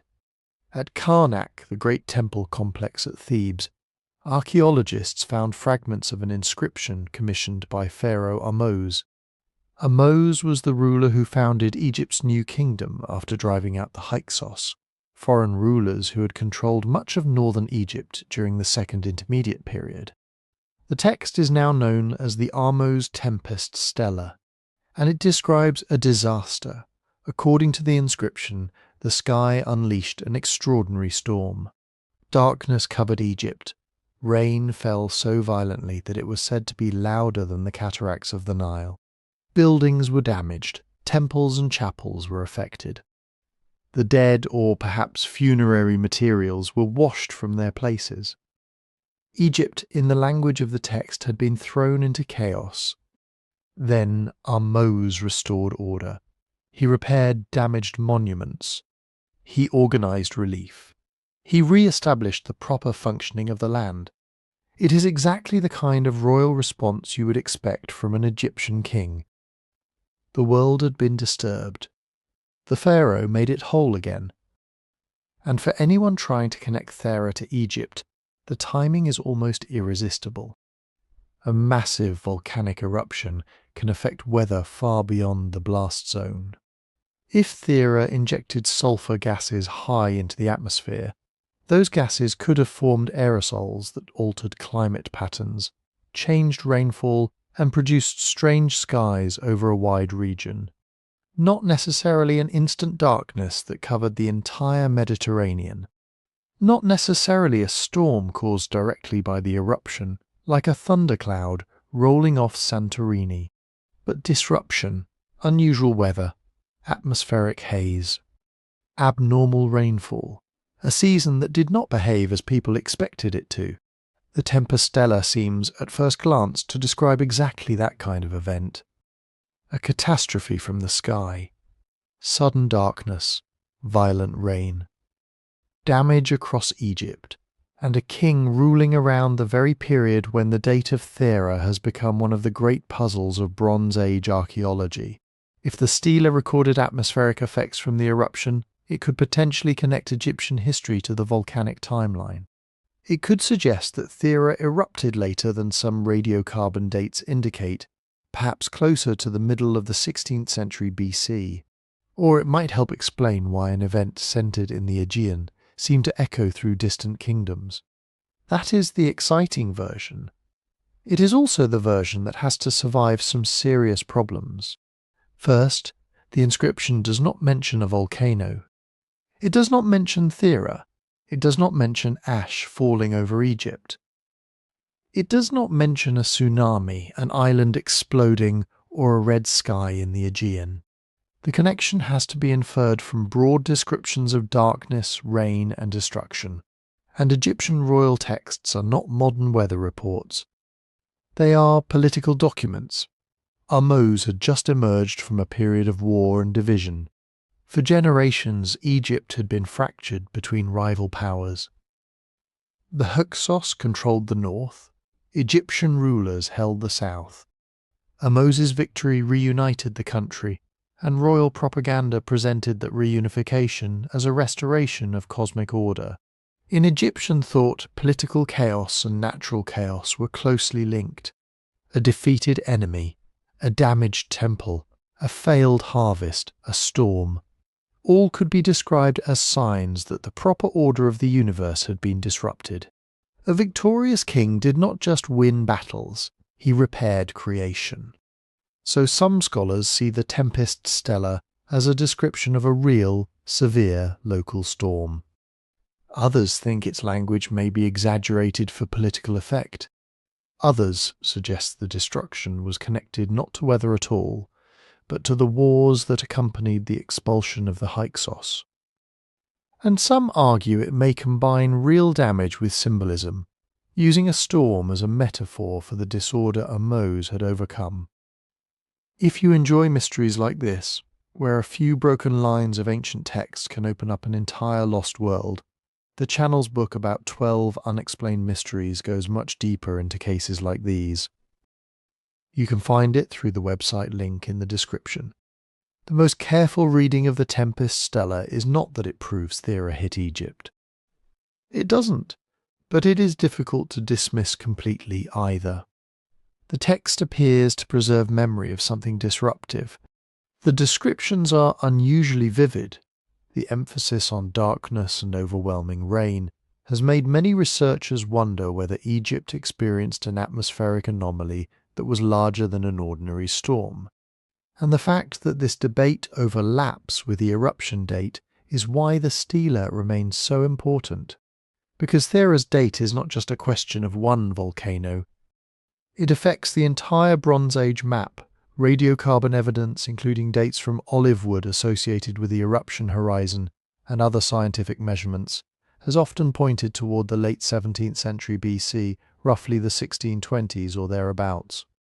But archaeological synchronisms, especially pottery sequences connecting the Aegean with Egypt and the Levant, have often favoured a later date, closer to the mid-16th century BC. The Tempest stela sits right in the middle of that argument. If Ahmose's storm was related to Thera, then perhaps the eruption belongs closer to his reign. But if the stela describes a local storm, political symbolism, or war damage, then it cannot move the volcano at all. It becomes fascinating evidence for Egypt's turbulent recovery, but not a timestamp for Santorini. And that is the danger of ancient mysteries. One inscription can look like the missing piece because we want the puzzle to have a clean solution. A volcano erupts. Egypt records a storm. Dates align. Case closed. But history almost never closes its cases that neatly. The Tempest stela is a clue. A powerful one. Maybe a memory of strange weather in a world already under pressure. Maybe an account of a devastating Egyptian storm. Maybe royal language transforming political trauma into a cosmic disaster. What it cannot be is a verdict. Still, Egypt's records reveal something crucial. By the time of Ahmose, the Eastern Mediterranean was not a collection of isolated kingdoms waiting to be struck one by one. It was a connected world of ships, trade goods, diplomatic contacts, and fragile supply lines. And the next question is, what happened when those lines began to fail? The Levant was where all the roads met, not metaphorically, literally. This narrow strip of land between the Mediterranean Sea and the deserts of Syria and Arabia connected Egypt to Anatolia, Mesopotamia to the coast, Cyprus to the mainland, and the Aegean world to markets far beyond its own horizon. It was a corridor only a few hundred miles long, but in the Bronze Age it carried an astonishing amount of wealth. Ships came in from Cyprus with copper. Caravans moved inland with textiles, oils, spices, ivory, and luxury goods. Timber from the mountains of Lebanon went south to Egypt, where large straight tree trunks were scarce and desperately valuable for ships, temples, palaces, and monumental construction. Grain moved in the opposite direction during shortages. Pottery, weapons, glass, silver, and diplomatic gifts passed from one kingdom to another. And every port town, palace storehouse, merchant household, and coastal anchorage depended on the idea that the next ship would arrive. That is what makes the Levant so important to the Thera story. Not because we can point to a giant volcanic scar across the coast and say, there it is. We can't, but because this was a world built around movement, and volcanic disasters do not need to destroy a city directly to cause trouble. Sometimes all they have to do is interrupt the movement of things people cannot live without. Picture a coastal ruler in the 17th or 16th century BC. His palace has dependents to feed, guards to equip, craft workers to supply, temples to maintain, allies to impress, rivals to watch. He may control farmland, but his wealth and political power also depend on imports. Copper for bronze, timber for construction, foreign goods for elite exchange. Ships bringing news, payments, and promises from kingdoms hundreds of miles away. Now imagine that sea travel becomes dangerous for weeks. Or months, not necessarily because a tsunami wipes out every harbour from Crete to Canaan. The evidence does not support a simple story that dramatic, but ash haze could reduce visibility. Strange weather could make seasonal sailing less reliable. Floating pumice, damaged anchorages, disrupted crews, or fear of further waves could all interfere with normal traffic. And in a tightly connected economy, delay can become crisis faster than we expect. A bronze workshop cannot simply replace Cypriot copper with something else. There is no local substitute for a shipment that fails to arrive. A palace expecting grain from a trading partner cannot feed its workers with diplomatic promises. A shipbuilder waiting for Lebanese cedar cannot finish a vessel needed for the next trading season. One missed shipment might be manageable. Several missed shipments, combined with bad weather or a poor harvest, could begin to expose every weakness in the system. That is the more realistic way to think about Thera's possible impact on the Levant. Not one explosion, one wave, one civilization erased. A shock moving through networks. The Levantine coast had already spent centuries developing those networks. Cities such as Byblos, Sidon, Tyre, and the settlements of coastal Canaan were plugged into Egyptian trade, Cypriot metal routes, Syrian inland markets, and Aegean exchange. Further north, powerful Syrian ports and kingdoms linked the Mediterranean to Mesopotamia. Goods moved through multiple hands. A jar made in the Aegean might end up in a Levantine palace. Levantine timber might be loaded onto Egyptian ships. Cypriot copper might pass through royal storehouses before being transformed into tools, weapons, and prestige objects.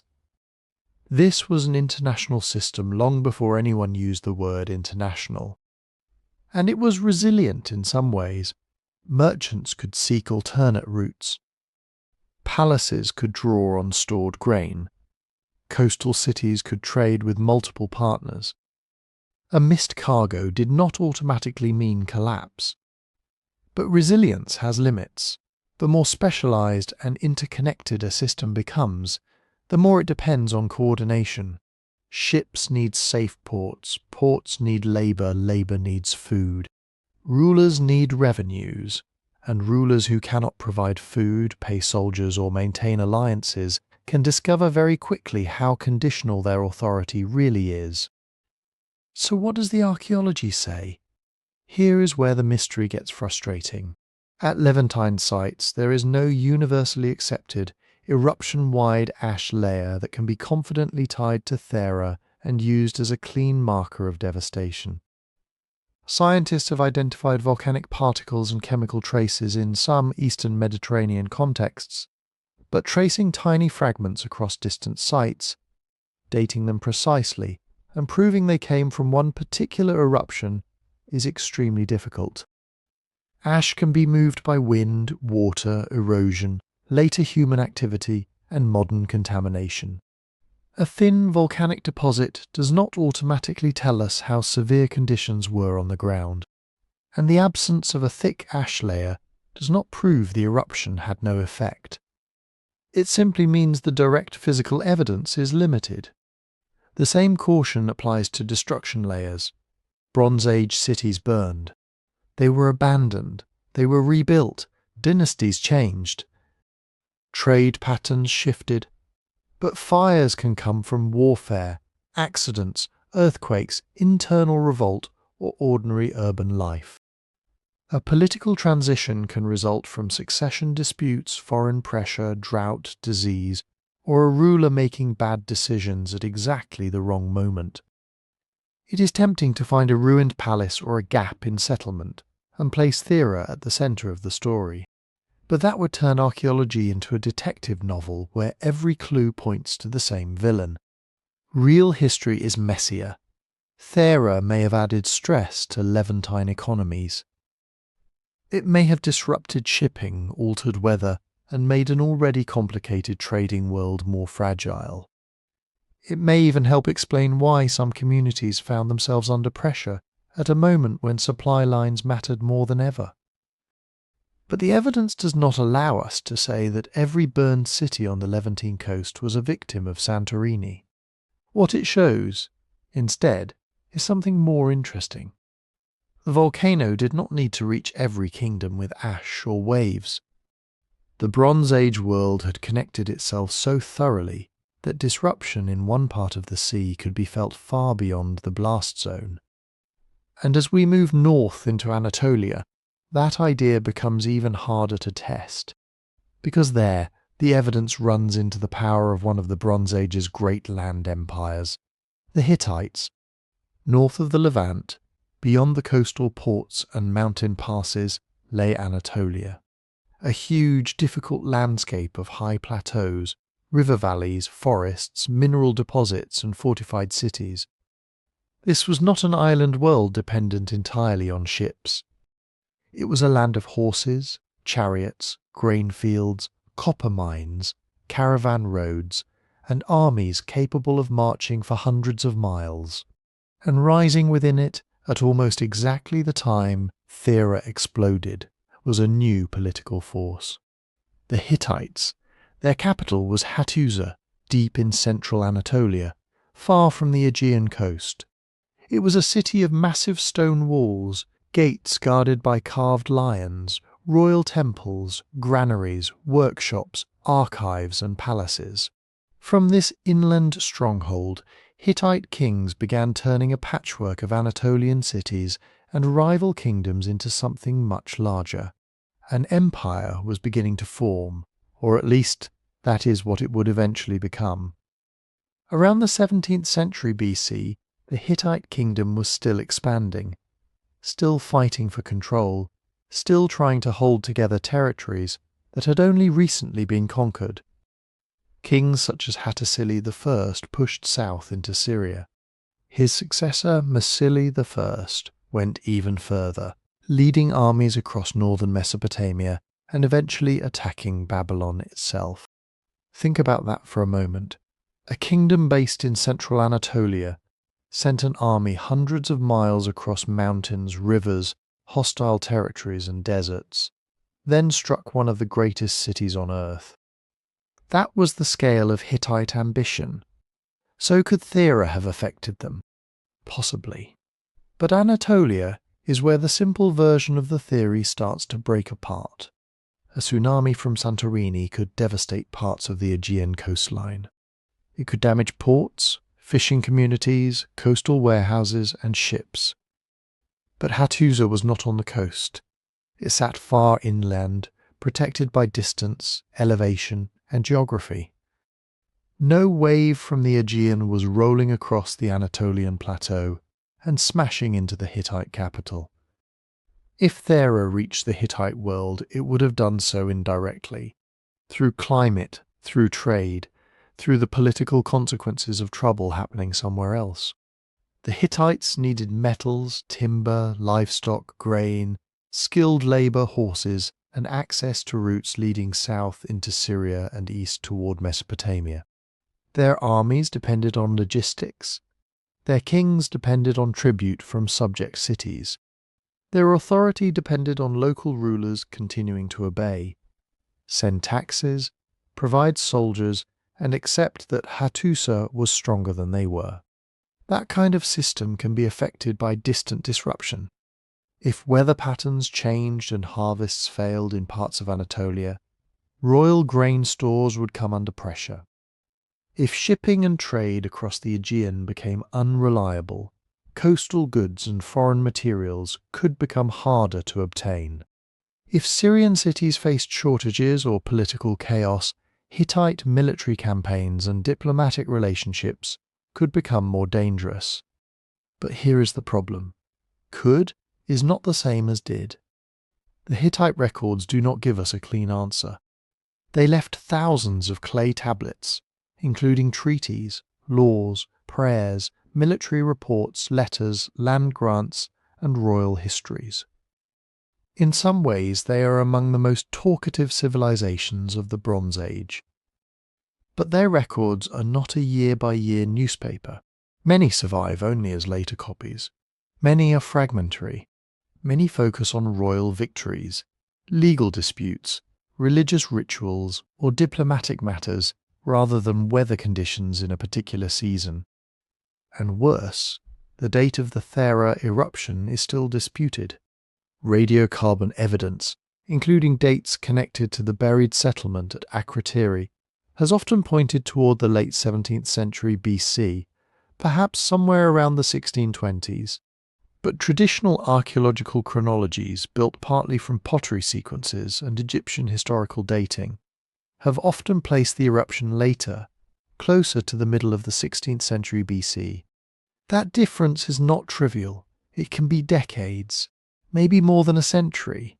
And when you are trying to connect a volcano to a Hittite campaign, a royal assassination, a famine, or the fall of a city, a gap of 50 years is enormous.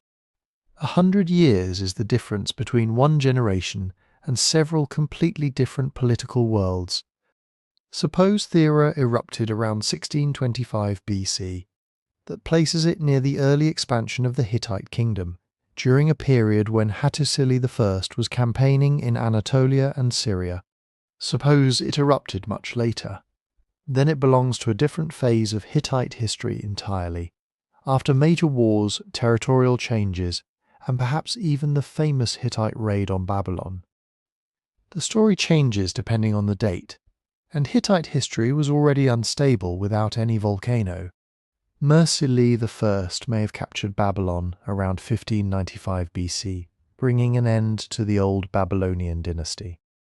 It was one of the most audacious military achievements of the age. Then he was murdered. Not by volcanic ash, not by a tsunami, by palace politics. His assassination triggered a period of succession, struggles, court intrigue, violence, and weakening royal control. Kings took power through murder, relatives turned against relatives, subject territories rebelled, rival powers in Syria and Anatolia looked for opportunities. The Hittite kingdom expanded dramatically, then discovered the oldest problem in imperial history. Conquering land is easier than governing it. This matters because it gives us independent explanations for instability. A kingdom can face crisis because its ruler dies without a secure heir, because generals become too powerful, because provinces resent tribute, because an army is exhausted after years of campaigning, because a neighbouring king sees weakness and attacks. None of those explanations require Thera. That does not mean the eruption was irrelevant. A bad harvest, disrupted exchange route, or strange season might have made political problems worse. A kingdom already divided by succession disputes is less able to absorb shortages. An army already operating at the edge of its supply lines is more vulnerable if grain becomes scarce. A rebellious vassal is more likely to gamble on independence when the central government is distracted by crisis. Volcanoes can be amplifiers. They do not have to create every weakness from nothing. But Anatolia forces us to be disciplined. The Hittites were not passive victims waiting for a wave from Santorini to rewrite their history. They were active players in a violent, competitive world. They invaded neighbours, they made alliances, they broke alliances. They seized cities, lost cities, murdered kings, and rebuilt authority through force. So the responsible conclusion is not that Thera destroyed the Hittite kingdom. It didn't, nor can we prove that it triggered a specific Hittite war, assassination, or dynastic crisis. What we can say is more limited, and perhaps more revealing. If Thera caused regional climate disruption or interrupted Eastern Mediterranean exchange, inland powers like the Hittites could have felt secondary effects. Not as one dramatic blow, but as added pressure moving through harvests, trade routes, tributary systems, and political calculations. Plausible influence, not proven causation. And once we push even farther east, beyond Anatolia into Mesopotamia, the evidence becomes harder still. Mesopotamia was a different kind of world, not an island kingdom. Not a coastal palace system exposed to waves from the Aegean. Not even a single empire. It was a landscape built between the Tigris and Euphrates, thousands of miles from Thera, linked by long caravan routes, diplomatic networks, river transport, and the movement of metals, timber, textiles, grain, soldiers, and enslaved people. Cities rose from the flat, alluvial plain like artificial mountains. Babylon, Mari, Eshnunna, Ashur, Larsa, each surrounded by fields that existed only because human beings had spent generations digging canals, repairing levees, managing floods, and forcing rivers to feed a land that was naturally dry. This was civilization at maximum dependence on water control. And that makes Mesopotamia interesting, because a volcano did not need to send ash directly into Babylon to matter. If it altered climate patterns even slightly, if it changed rainfall in the mountains where the great rivers began, if it disrupted harvests in neighboring regions, if it made long-distance trade more dangerous or expensive, the effects could move through the system, slowly, indirectly, almost invisibly. But first we need to be careful about the dates, because Mesopotamia is where the dating problem becomes especially brutal. The eruption of Thera may have happened in the late 17th century BC, perhaps around the 1620s, or it may belong later in the 16th century BC, depending on which chronological framework you follow. That uncertainty overlaps with one of the most confusing periods in ancient Near Eastern history, the final centuries of the Old Babylonian world. For a time, Babylon had become the dominant power in southern Mesopotamia under Hammurabi. His name still survives because of his law code, carved into stone and copied for generations. But Hammurabi was more than a lawgiver. He was a conqueror. He turned Babylon from one city-state among many into the centre of a regional kingdom. Then he died, and as happened so often in ancient history, the empire he left behind proved harder to hold than it had been to build. His successors faced pressure from every direction. Old rivals returned. Distant provinces became difficult to control. The kingdom's resources were stretched. Trade routes shifted. New groups moved through the region. In the north, Assyria was developing its own political traditions. In the south, the Sealand dynasty emerged in the marshes near the Persian Gulf. To the east, Kassite groups were becoming increasingly important. And from Anatolia, the Hittites were coming. Around 1595 BC, according to the conventional Middle chronology, Mursili I of the Hittites marched all the way to Babylon and sacked the city. It was an astonishing event. An army from central Anatolia crossed into northern Syria, moved down through Mesopotamia, struck Babylon, and then apparently withdrew. The old Babylonian dynasty ended, but the Hittites did not stay to rule the city. Babylon fell into a political vacuum, and new powers rushed to fill it. Now imagine trying to place Thera into that story. Did the eruption happen before the Hittite raid? After it? During the decades when Babylon was already weakening? Was it separated from these events by a generation? 2 generations, more we do not know, and that uncertainty changes everything. If Thera erupted close to the 1620s BC, then it may have occurred decades before Babylon's fall. If it erupted later, the gap narrows. But even a narrow gap does not prove a connection. Mesopotamian kingdoms did not need a volcano to experience war, dynastic collapse, rebellion, and economic stress. Those were already built into the political world of the Bronze Age. Babylon did not fall because someone saw a strange sky over the Aegean.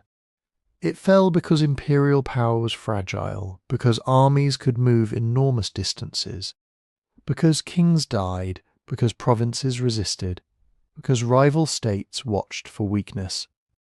Because every conquest created new borders that had to be defended, supplied, and paid for. And yet climate still matters. Mesopotamia was productive, but it was never easy. Southern agriculture depended on irrigation. Too little water meant reduced harvests. Too much water could destroy canals and fields. Poor drainage could leave salts in the soil, gradually reducing yields. A shift in river flow, a damaged canal network, a drought in the wrong season, or a failure of grain shipments could turn a manageable problem into a crisis. The north was even more vulnerable in some ways there. Farming depended more directly on rainfall. A few weak, rainy seasons could hit dry farming communities hard. Pastoralists would move in search of grazing land. Rural populations might abandon exposed settlements. Cities would face rising food prices, displaced people, and pressure on their grain stores.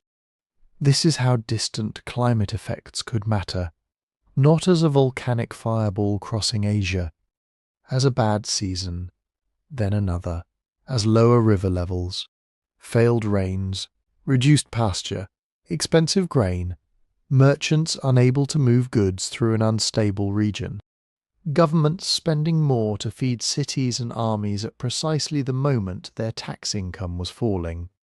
A large eruption can inject sulfur aerosols high into the atmosphere. Those aerosols can reflect sunlight and potentially alter weather patterns for a few years.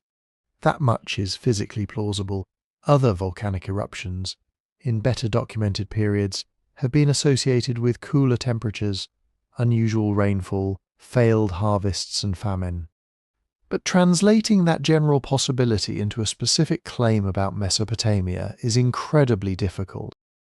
We do not have a Mesopotamian tablet saying, "In the year Thera erupted, the sun darkened, the rains failed, and Babylonian grain prices doubled." We have archives. Thousands of clay tablets, contracts, letters, receipts, royal inscriptions, omens, hymns, legal texts, and administrative records. But they survive unevenly. Many are undated by our modern system. Many are preserved only in fragments. Different cities use different year names. King lists and later chronologies do not always line up neatly. Entire archives have vanished. It is like trying to reconstruct a global economic crisis from a few surviving tax records, some royal propaganda, broken letters, and a handful of religious texts while still arguing over what year the crisis happened. That is the problem of distant effects. The farther we move from Thera, the less likely we are to find direct physical evidence. In Crete, we can look for tsunami deposits, volcanic ash, abandoned coastal sites, damaged harbours. In the Levant, we can investigate trade disruptions and possible environmental anomalies. In Mesopotamia, there is no thick layer of Theran ash sealing the ruins of Babylon. No buried city covered in Santorini pumice. No unmistakable geological fingerprint saying the eruption reached the Euphrates Valley with destructive force. That absence matters. It does not prove that Mesopotamia felt nothing. Climate effects do not require ash to fall locally. Trade disruption does not leave a neat volcanic layer in the ground. But it does mean that strong claims become risky very quickly.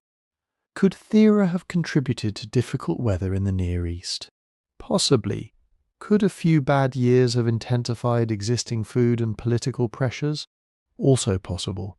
Could disruptions in Mediterranean exchange have rippled eastward through Syrian trade routes and into Mesopotamian markets? Again, possible. But did Thera cause the fall of Babylon? There is no good evidence for that. Did it trigger the Hittite raid? No evidence. Did it topple every kingdom between the Nile and the Persian Gulf? That is where a fascinating theory turns into a story that is too neat for the evidence. Mesopotamia reminds us that ancient societies were connected, but connection is not the same as a single chain of command. Trouble could travel across borders. Grain shortages could affect armies. Wars could disrupt trade. Political collapse in one city could create opportunities hundreds of miles away. But every region also had its own local history, its own rulers, its own enemies, its own environmental limits. Thera may have been one shock entering an already unstable world, not the master key to every locked door, and that raises the bigger question. If the eruption did not directly destroy every empire, could it still have helped set off a chain reaction across a Bronze Age world already under pressure? Yes. Not like a line of dominoes, with one kingdom falling neatly into the next. more like a web. A Bronze Age kingdom was not just a king, a palace, and an army. It was farmers producing surplus grain, sailors carrying cargo between islands and ports, merchants extending credit, craftsmen turning imported copper and tin into bronze weapons and tools, officials collecting taxes, storehouses feeding labourers, diplomats exchanging gifts, local rulers accepting the authority of distant capitals because the system most of the time delivered security, prestige, and food. Take away one part of that system, and the rest does not necessarily collapse. At first it adapts, it draws on reserves. Palaces release grain from storage. Merchants find longer routes, rulers demand higher taxes. Local communities make do with less. A damaged port is repaired. A lost ship is replaced. A failed harvest is covered by imports. That is what makes cascading failure so difficult to see in archaeology. The disaster may be obvious. A tsunami deposit, a burned warehouse, pumice in a harbour, a sudden break in trade goods. But the larger consequences unfold slowly through decisions made by people trying to survive the first crisis. Imagine a coastal settlement in the Aegean after Thera.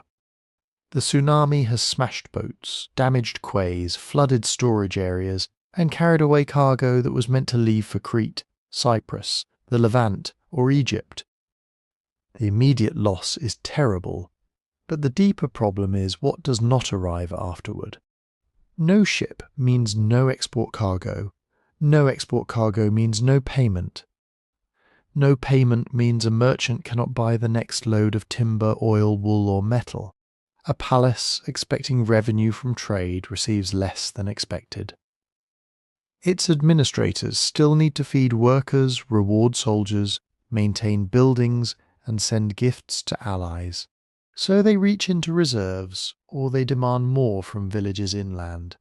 And villages in turn may already be facing their own problems. Ash affecting crops in some areas, strange weather, damaged coastal fields, missing fishermen, missing draft animals, a disrupted planting season, higher prices for goods that once arrived routinely by sea. One bad year can be endured, 2 years are harder. 3 years begin to change the political map. This is the cascading systems model. Not one eruption instantly erasing civilizations from Crete to Babylon. Not a supernatural blast wave knocking down every palace in the eastern Mediterranean. A shock enters a connected system. The system absorbs part of it.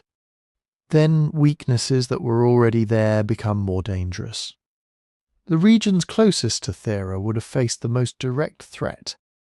Santorini itself was devastated. Nearby Aegean islands and coastal zones may have experienced ashfall, earthquakes, tsunamis, or all three. Crete, with its northern coast facing the eruption zone, had the most to lose from waves and maritime disruption. Ports, fleets, fisheries, coastal warehouses, and shipping lanes were exposed in ways inland farming communities were not. But even on Crete, direct destruction is not the same thing as the immediate collapse of Minoan civilization. The palaces did not simply vanish on the day the volcano erupted. Minoan society continued.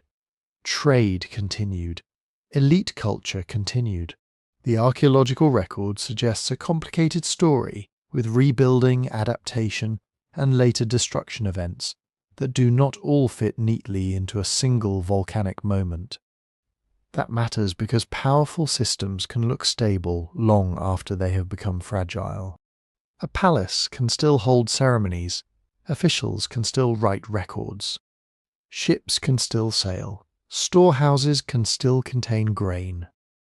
But beneath the surface the margins are disappearing. Maybe the palace has fewer ships than before. Maybe its overseas partners are struggling too. Maybe imported metals have become more expensive. Maybe coastal communities are angry over taxes. Maybe regional rivals see a chance to challenge the old order. Maybe the central administration has spent so much repairing damage and replacing lost wealth that it can no longer respond to the next emergency. Then comes a secondary shock, a drought, a poor harvest, a succession crisis, a raid, an earthquake, a rebellion by a local elite, an invasion from a rival power that has noticed the weakness, and suddenly historians looking back see a collapse. They see burned rooms, abandoned buildings, broken trade networks, changing burial customs, new rulers. It can look as if one event caused everything, but history is usually crueler and messier than that. The first shock did not have to destroy the system. It only had to make the system less able to survive what came next. This is especially important for the Eastern Mediterranean, because its wealth depended on movement. Copper from Cyprus, tin from far beyond the Mediterranean, luxury goods from Egypt and the Levant, timber from Anatolia and Syria, fine pottery, oils, textiles, ivory, glass, gold and silver, moving through a chain of ports, warehouses and palaces. If shipping became dangerous, expensive or unreliable, the effects could travel far beyond the reach of the tsunami. A Levantine port might not be hit by a wave large enough to leave a clear geological signature. But if Aegean shipping was disrupted, traders could lose partners, cargoes, and access to specialized goods. Egyptian officials might receive fewer imports. Cretan workshops might struggle to obtain raw materials. Coastal cities might compete more aggressively for trade that had become scarce. And trade was never only trade. It paid for armies. It supported elite lifestyles. It created alliances. It gave rulers the luxury objects they used to prove they were favoured by the gods, connected to distant lands, and powerful enough to command resources ordinary people could never touch. When those flows weaken, politics changes. A king who cannot distribute gifts loses prestige. A palace that cannot pay workers faces unrest. A city that cannot import grain may watch prices rise until poorer families begin leaving. Displaced people move towards safer regions. That movement puts pressure on farmland, water supplies, and local authority. Neighbouring rulers interpret migration not as a human tragedy, but as a security threat. Then borders harden, raids increase, armies mobilize, and every army needs food.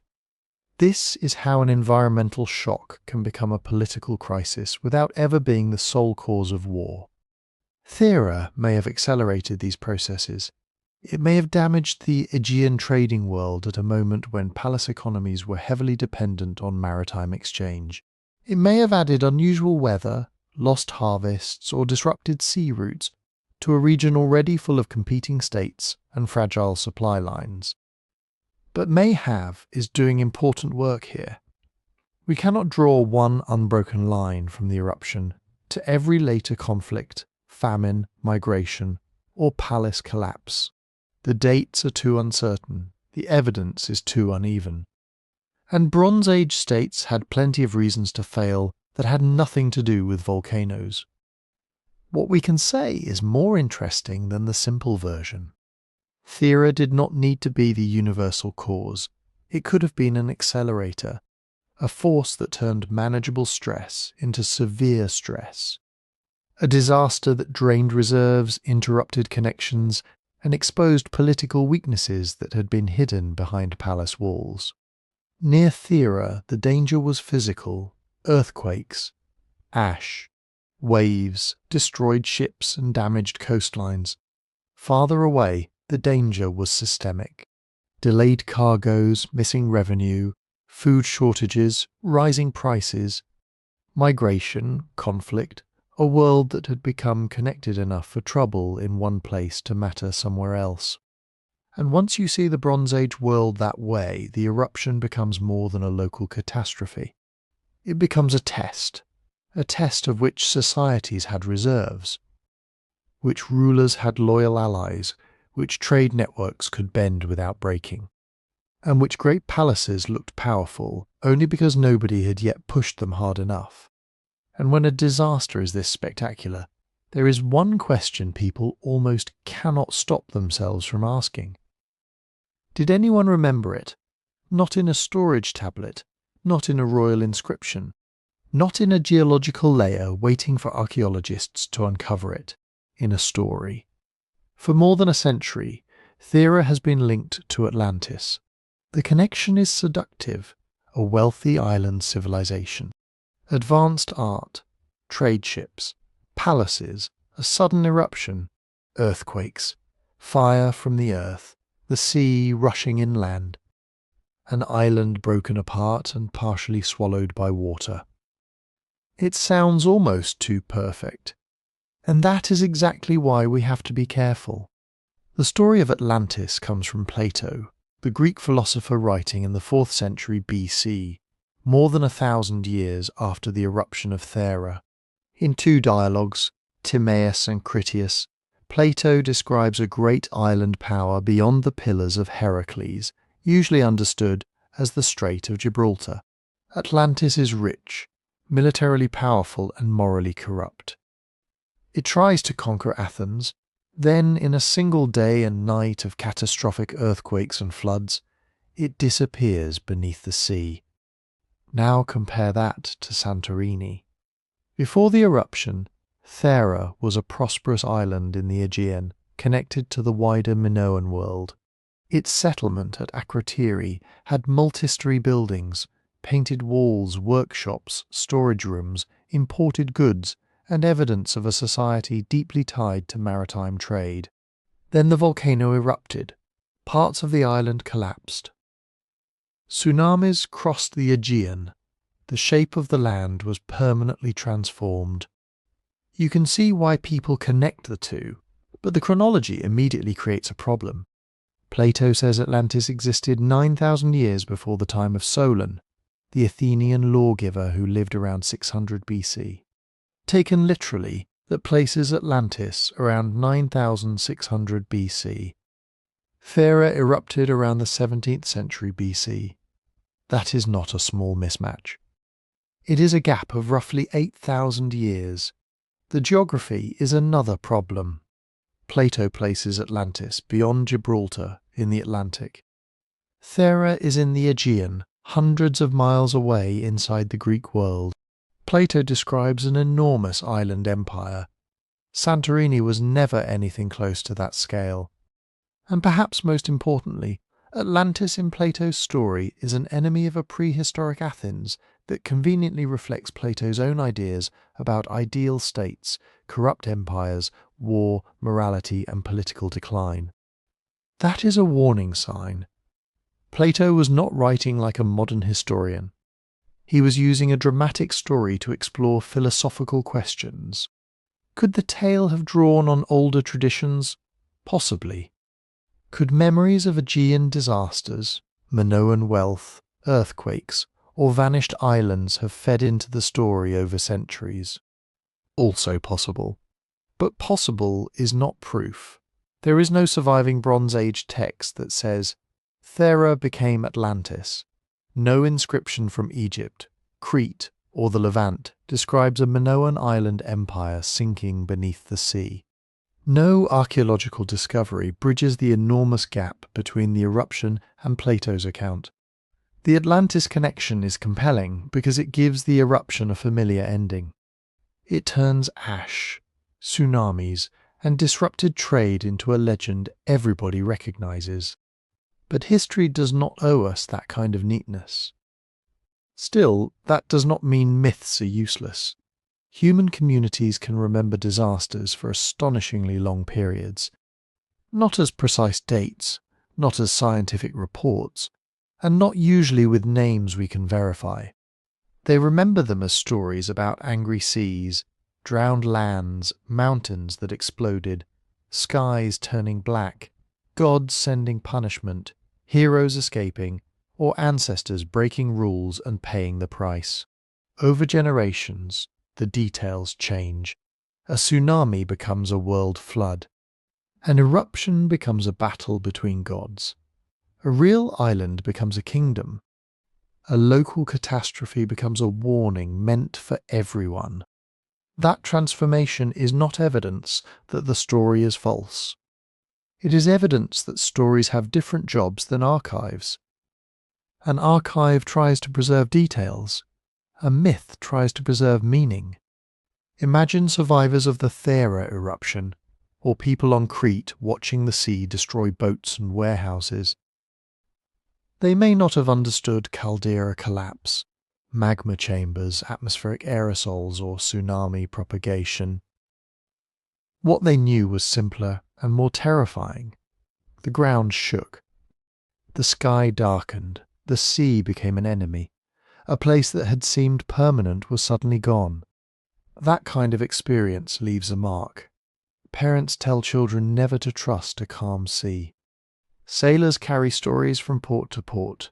Priests explain disaster through the language of gods and ritual. Centuries later, no one remembers the exact year. No one remembers which harbour was damaged first. But they remember that the sea can take whole communities, that prosperous places can vanish, that pride and safety are temporary. And from those fragments, legends can grow. The Mediterranean was especially fertile ground for this. It was a world of islands, earthquakes, storms, volcanic landscapes and coastal cities dependent on the sea. Flood stories and sunken city stories do not need one single source. Different communities could create similar tales because they faced similar dangers. That is why a parallel is not a fingerprint. A myth about flooding does not automatically preserve a memory of Thera. A story about a lost island does not automatically point to Santorini. Even a tale containing fire, earthquakes, and a drowning city could combine memories from many disasters across many centuries. The temptation is understandable. We want the eruption to have an echo. We want Akrotiri's empty streets, the shattered coastline of Santorini, and Plato's vanished empire to fit together like pieces of one ancient puzzle. But forcing them together can distort the evidence. It can make Atlantis seem more real than the archaeological record allows. It can turn a complex Bronze Age disaster into a simple morality tale. And it can distract us from something more profound. Thera does not need to be Atlantis to be extraordinary. A real island was transformed. Real communities faced waves, ash, earthquakes, and uncertainty. Real trade networks may have been damaged. Real people had to explain a world that had suddenly become less predictable. Whether their descendants carried those memories into later myths, we may never know. But the search itself reveals something important about us. When we encounter a catastrophe too large to easily understand, we look for a story big enough to contain it. And that brings us to the hardest part of the entire Thera story. What can archaeology actually prove? Not what feels true. Not what makes the most dramatic documentary title. Not what would turn one volcanic eruption into the single hidden cause of every Bronze Age disaster, from Crete to Babylon. What can the evidence carry, and where does it break? Archaeologists do not get one perfect eyewitness account. They get fragments, ash in the soil, charred beams in a collapsed room, a shipwreck, a damaged harbour, a tree that stopped growing normally, a layer of ice in Greenland containing strange chemicals, a royal text describing a storm, a radiocarbon date with a range, not a single year. Each piece matters. None of them by itself solves the mystery. Start with tephra. Volcanic ash is one of the most useful clues because eruptions create chemical fingerprints. Tiny shards of volcanic glass can survive for thousands of years in lake sediments, soil layers, marine cores, even archaeological sites far from the volcano. Scientists can compare the chemistry of those shards with material from Santorini.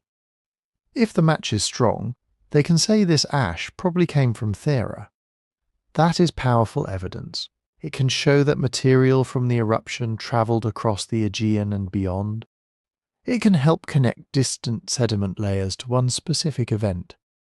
But tephra has limits. Ash does not always fall in neat, evenly dated blankets. Wind can carry it in one direction and leave another almost untouched. Water, farming, construction, and later erosion can move it. And finding Theran ash in a place does not automatically mean that settlement was destroyed by Thera. It means ash arrived there. The difference is enormous. Then there is radiocarbon dating. This is one reason the date of the eruption became so controversial. Organic material contains radioactive carbon while it is alive. Once a tree branch, seed, or piece of timber dies, that carbon begins to decay at a measurable rate. By testing carbonized wood, seeds, bones, and other organic remains, researchers can estimate when they stopped living. But estimate is the key word. Radiocarbon dates come with ranges. They have to be calibrated against past changes in the atmosphere. A piece of wood may have been cut down years before it was burned. An old timber might have been reused in a newer building. A sample can be contaminated, and even a good date does not necessarily date the eruption itself. It may date the destruction of one room, one rebuilding phase, or one event that happened before or after the blast. Tree rings can make the picture sharper. Trees grow one ring per year. In some places, long sequences let scientists identify unusual years. Sudden cold, poor growth, frost damage, signs that sunlight may have been reduced by volcanic aerosols. Ice cores offer another record. Deep beneath Greenland or Antarctica, annual layers of snow preserve sulfate spikes from major eruptions. That sounds like a direct answer. Find a sulfate spike. Find a bad tree ring year. Match it to Thera. Case closed. Except it is not that simple. Ice cores can show that a major eruption happened. They do not always identify which volcano caused it. Tree rings can show climate stress. They cannot automatically tell us whether the cause was Thera, another eruption, a regional drought, or normal climate variation. Dating ice layers and tree ring sequences is incredibly sophisticated, but matching records across continents still involves uncertainty. Then come the texts. The Egyptian Tempest stele describes violent storms, darkness, destruction, and rebuilding under Pharaoh Ahmose. It is tempting to see Thera in every line. A great eruption could create strange skies. It could disrupt weather. It could inspire language about a world thrown into chaos. But Egyptian royal inscriptions were not weather reports. They were political documents. Kings used disaster and restoration to show divine favour and royal power. A storm may have been a literal storm. It may also have been symbolic language for political disorder, invasion, or both. The text is evidence that Egyptians remembered a crisis. It is not a signed confession from Thera. And then there are destruction layers, a burned palace, fallen walls, smashed storage jars, abandoned settlements. These are dramatic, they feel final. But destruction is not a cause. Fire can come from war, accident, earthquake, revolt, or rebuilding. Collapsed masonry can result from an earthquake, gradual decay, or later disturbance. A settlement abandoned near the time of Thera may have suffered from the eruption, or it may have been caught in a completely separate crisis. This is why archaeologists build cases slowly. The strongest argument does not rest on one ash layer, one damaged building, or one ancient text. It combines independent evidence, Theran tephra, in a well-dated context. Radiocarbon dates consistent with the eruption, tsunami deposits on vulnerable coasts, archaeological signs of disruption in communities dependent on maritime trade. Climate records that fit the same broad period. When different lines of evidence point in the same direction, confidence grows. But even then, we have to separate three very different things. Correlation means two events happened around the same time. Mechanism means we can explain how one could affect the other. Causation means the evidence shows that one actually did. Thera and disruption in the Eastern Mediterranean may be correlated. The mechanism is plausible. Earthquakes, tsunamis, ashfall, damaged fleets, ruined ports, disrupted harvests, frightened populations, broken trade networks. But plausible is not identical to proven, and that matters because the claim that Thera destabilized every empire on Earth is more dramatic than the current evidence supports. Egypt, the Levant, Anatolia, Mesopotamia, and Crete were connected, but they were not helpless dominoes waiting for one volcano to knock them down. The eruption may have struck an already fragile world. It may have intensified local crises. It may have damaged some regions directly and affected others through trade, climate, and fear.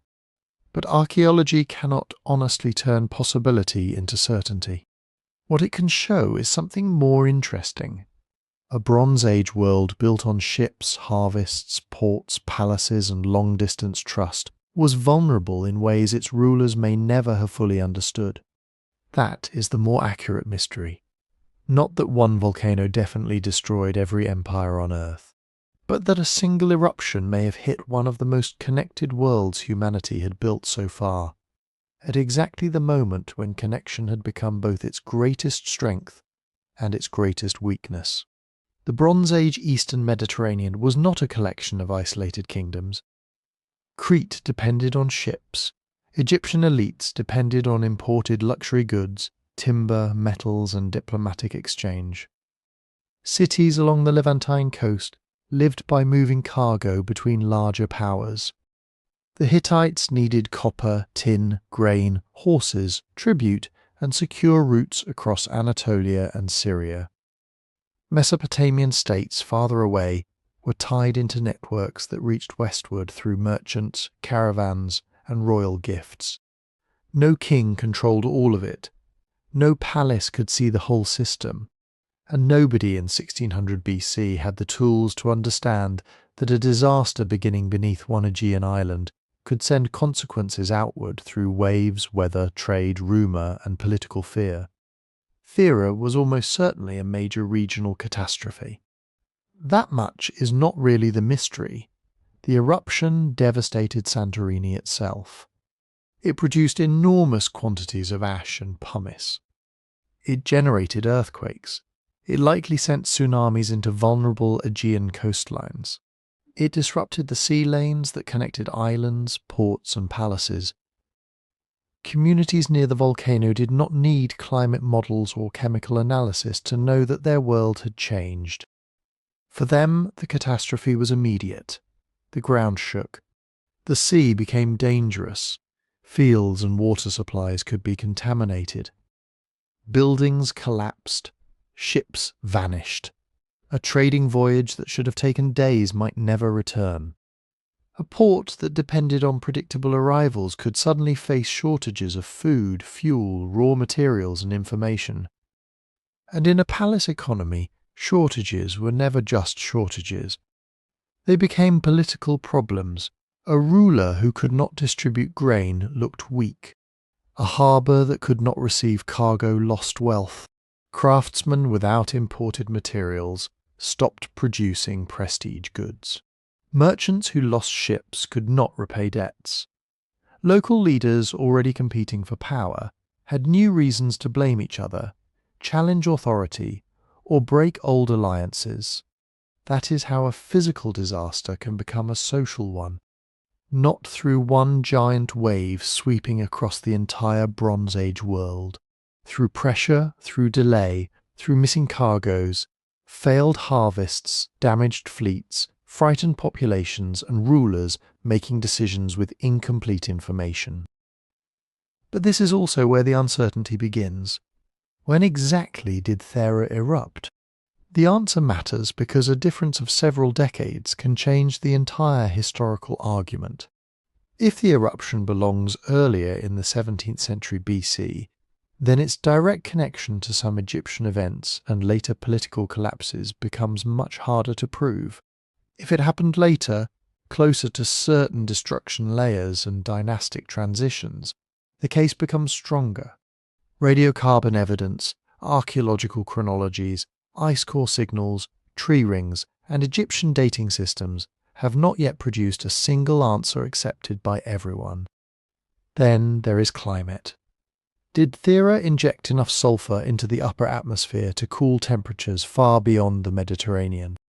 Could it have altered rainfall patterns, weakened harvests, or contributed to strange storms remembered in ancient texts? Maybe a large eruption has the potential to affect climate. We know that from more recent volcanic disasters, but potential is not proof. The amount of sulfur Thera released remains debated. So does the height of its eruption column, the exact season of the blast, and the way atmospheric circulation carried its aerosols. A signal in an ice core may record a volcanic event without identifying Thera beyond doubt. A poor growing season in a tree ring record may have many possible causes. The same problem applies to tsunamis. There is strong reason to think Thera generated destructive waves. The volcano collapsed, displaced seawater, and erupted into the sea. Coastal deposits and damaged sites may preserve evidence of those waves. But coastlines change, sediment gets moved. Later storms can imitate some tsunami signatures, and even a devastating tsunami does not hit every shore with equal force. One harbour may be shattered while another, only a short distance away, is protected by its geography. So the honest picture is complicated. Crete may have been hit badly, especially its northern and eastern coastal communities. But the eruption did not automatically erase Minoan civilization overnight. The Minoan world continued.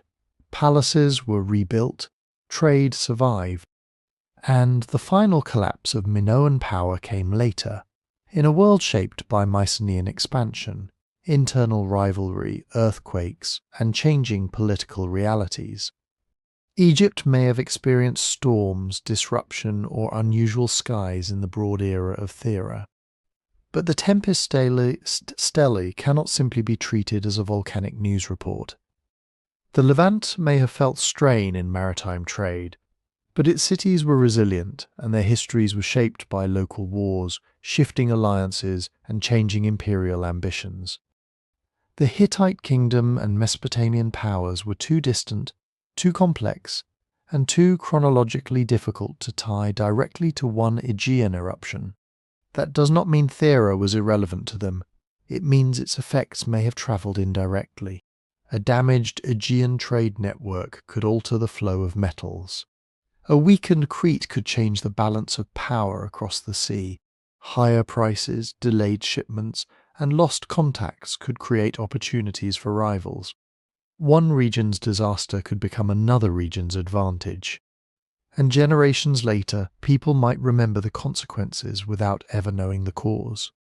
Imagine hearing that ships had disappeared in a blackened sea, that an island had exploded, that waves had crossed the water and swallowed coastal settlements, that the sun looked wrong, that harvests had failed somewhere beyond the horizon. Every story would change as it travelled. Every ruler would interpret it through politics, religion, and fear. Nobody would say, this is a systems failure in an interconnected Mediterranean economy. They would say the gods were angry. A rival king had lost divine favour. The sea had turned against them. The old order was breaking, and maybe in some places it was. Modern science is still rebuilding that lost world piece by piece. New volcanic samples can refine estimates of the eruption's scale. New radiocarbon measurements can narrow dates. Seafloor cores may reveal tsunami deposits. Archaeologists may uncover a harbour buried beneath later construction, a warehouse full of interrupted trade goods, or a destruction layer that finally links a local crisis to a wider chain of events. Computer models can test how ash moved, where waves travelled, and what trade routes were most vulnerable.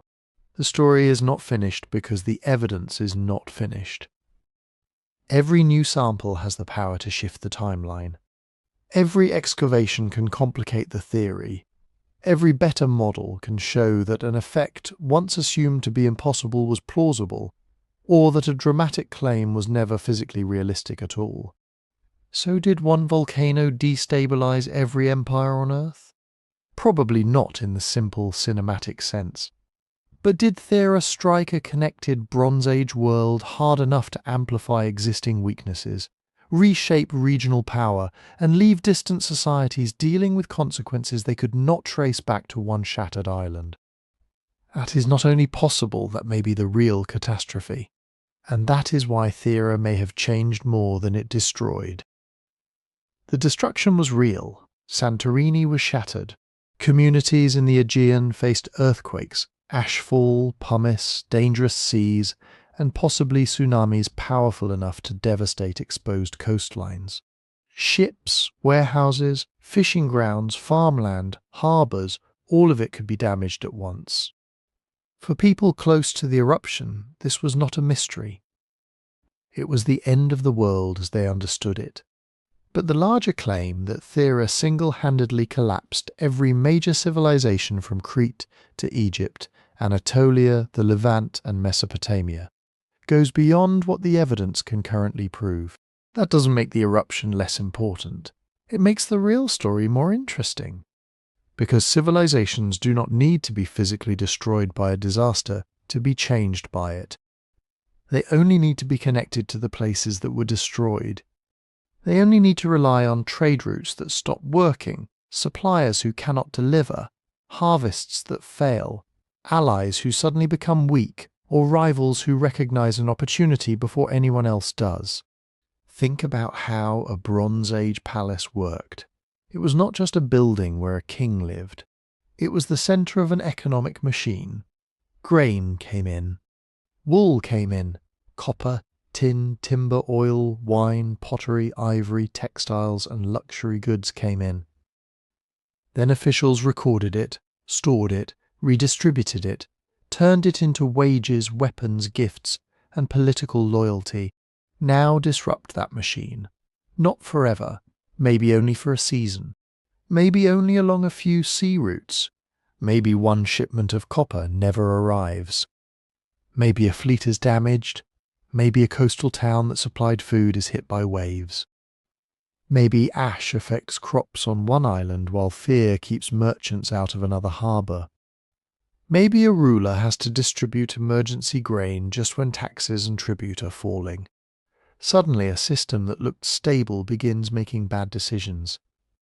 Prices rise, debts become impossible to pay, local leaders stop cooperating, foreign traders choose safer routes, palace officials have less to distribute, soldiers go unpaid, a rival kingdom sees weakness and pushes harder. None of these events needs to leave a dramatic layer of volcanic ash in a distant capital. But together, they can change history. That is what Thera may have done. Not a single blow that knocked down every empire at once. More like a shockwave moving through an already crowded competitive world. A world where power depended on fragile connections. A world where nobody had backups, insurance, satellite forecasts, or a way to know whether the ship that failed to arrive had sunk in a storm, been taken by pirates, or vanished into a sea, transformed by fire. And there may have been wider effects too. If the eruption sent sulfur high enough into the atmosphere, it could have affected weather beyond the Aegean. Cooler summers, strange skies, shifts in rainfall. Harvest stress in regions already living close to the edge. But this remains one of the great unresolved questions. The climate evidence is suggestive, not final. The exact scale of the eruption, its sulfur output, and above all its date, are still debated. That date is the key that refuses to fit cleanly into the lock. Was Thera earlier, in the 17th century BC, or later, closer to the historical events some people want to connect it with? A few decades may not sound like much, but in archaeology, a few decades can separate one generation from another. They can turn a direct cause into a distant memory. They can make a famous text relevant, or make it irrelevant. They can redraw the entire map of who was affected, when and how. Maybe future radiocarbon samples will narrow the answer. Maybe a buried harbour, a seafloor core, an Egyptian inscription, or a newly excavated archive will reveal a connection nobody can see yet. Or maybe the evidence will show that Thera's greatest effects were regional, while the wider Bronze Age world changed for reasons of its own. Either way, the lesson remains. The strongest societies can be vulnerable, not because they are weak, but because they are connected. The more goods, people, information and power move through a system, the more a disaster in one place can become a crisis somewhere else. And when people cannot identify the cause, they often blame each other, their rulers, their enemies, or the gods. Thera did not need to destroy every empire to change the world. It only needed to strike a world that was already tied together. If you enjoyed this journey into one of history's biggest unanswered disasters, please like the video, comment and subscribe, and tell me where you're listening from. The best way to support the channel is to listen on Spotify through the link in the description.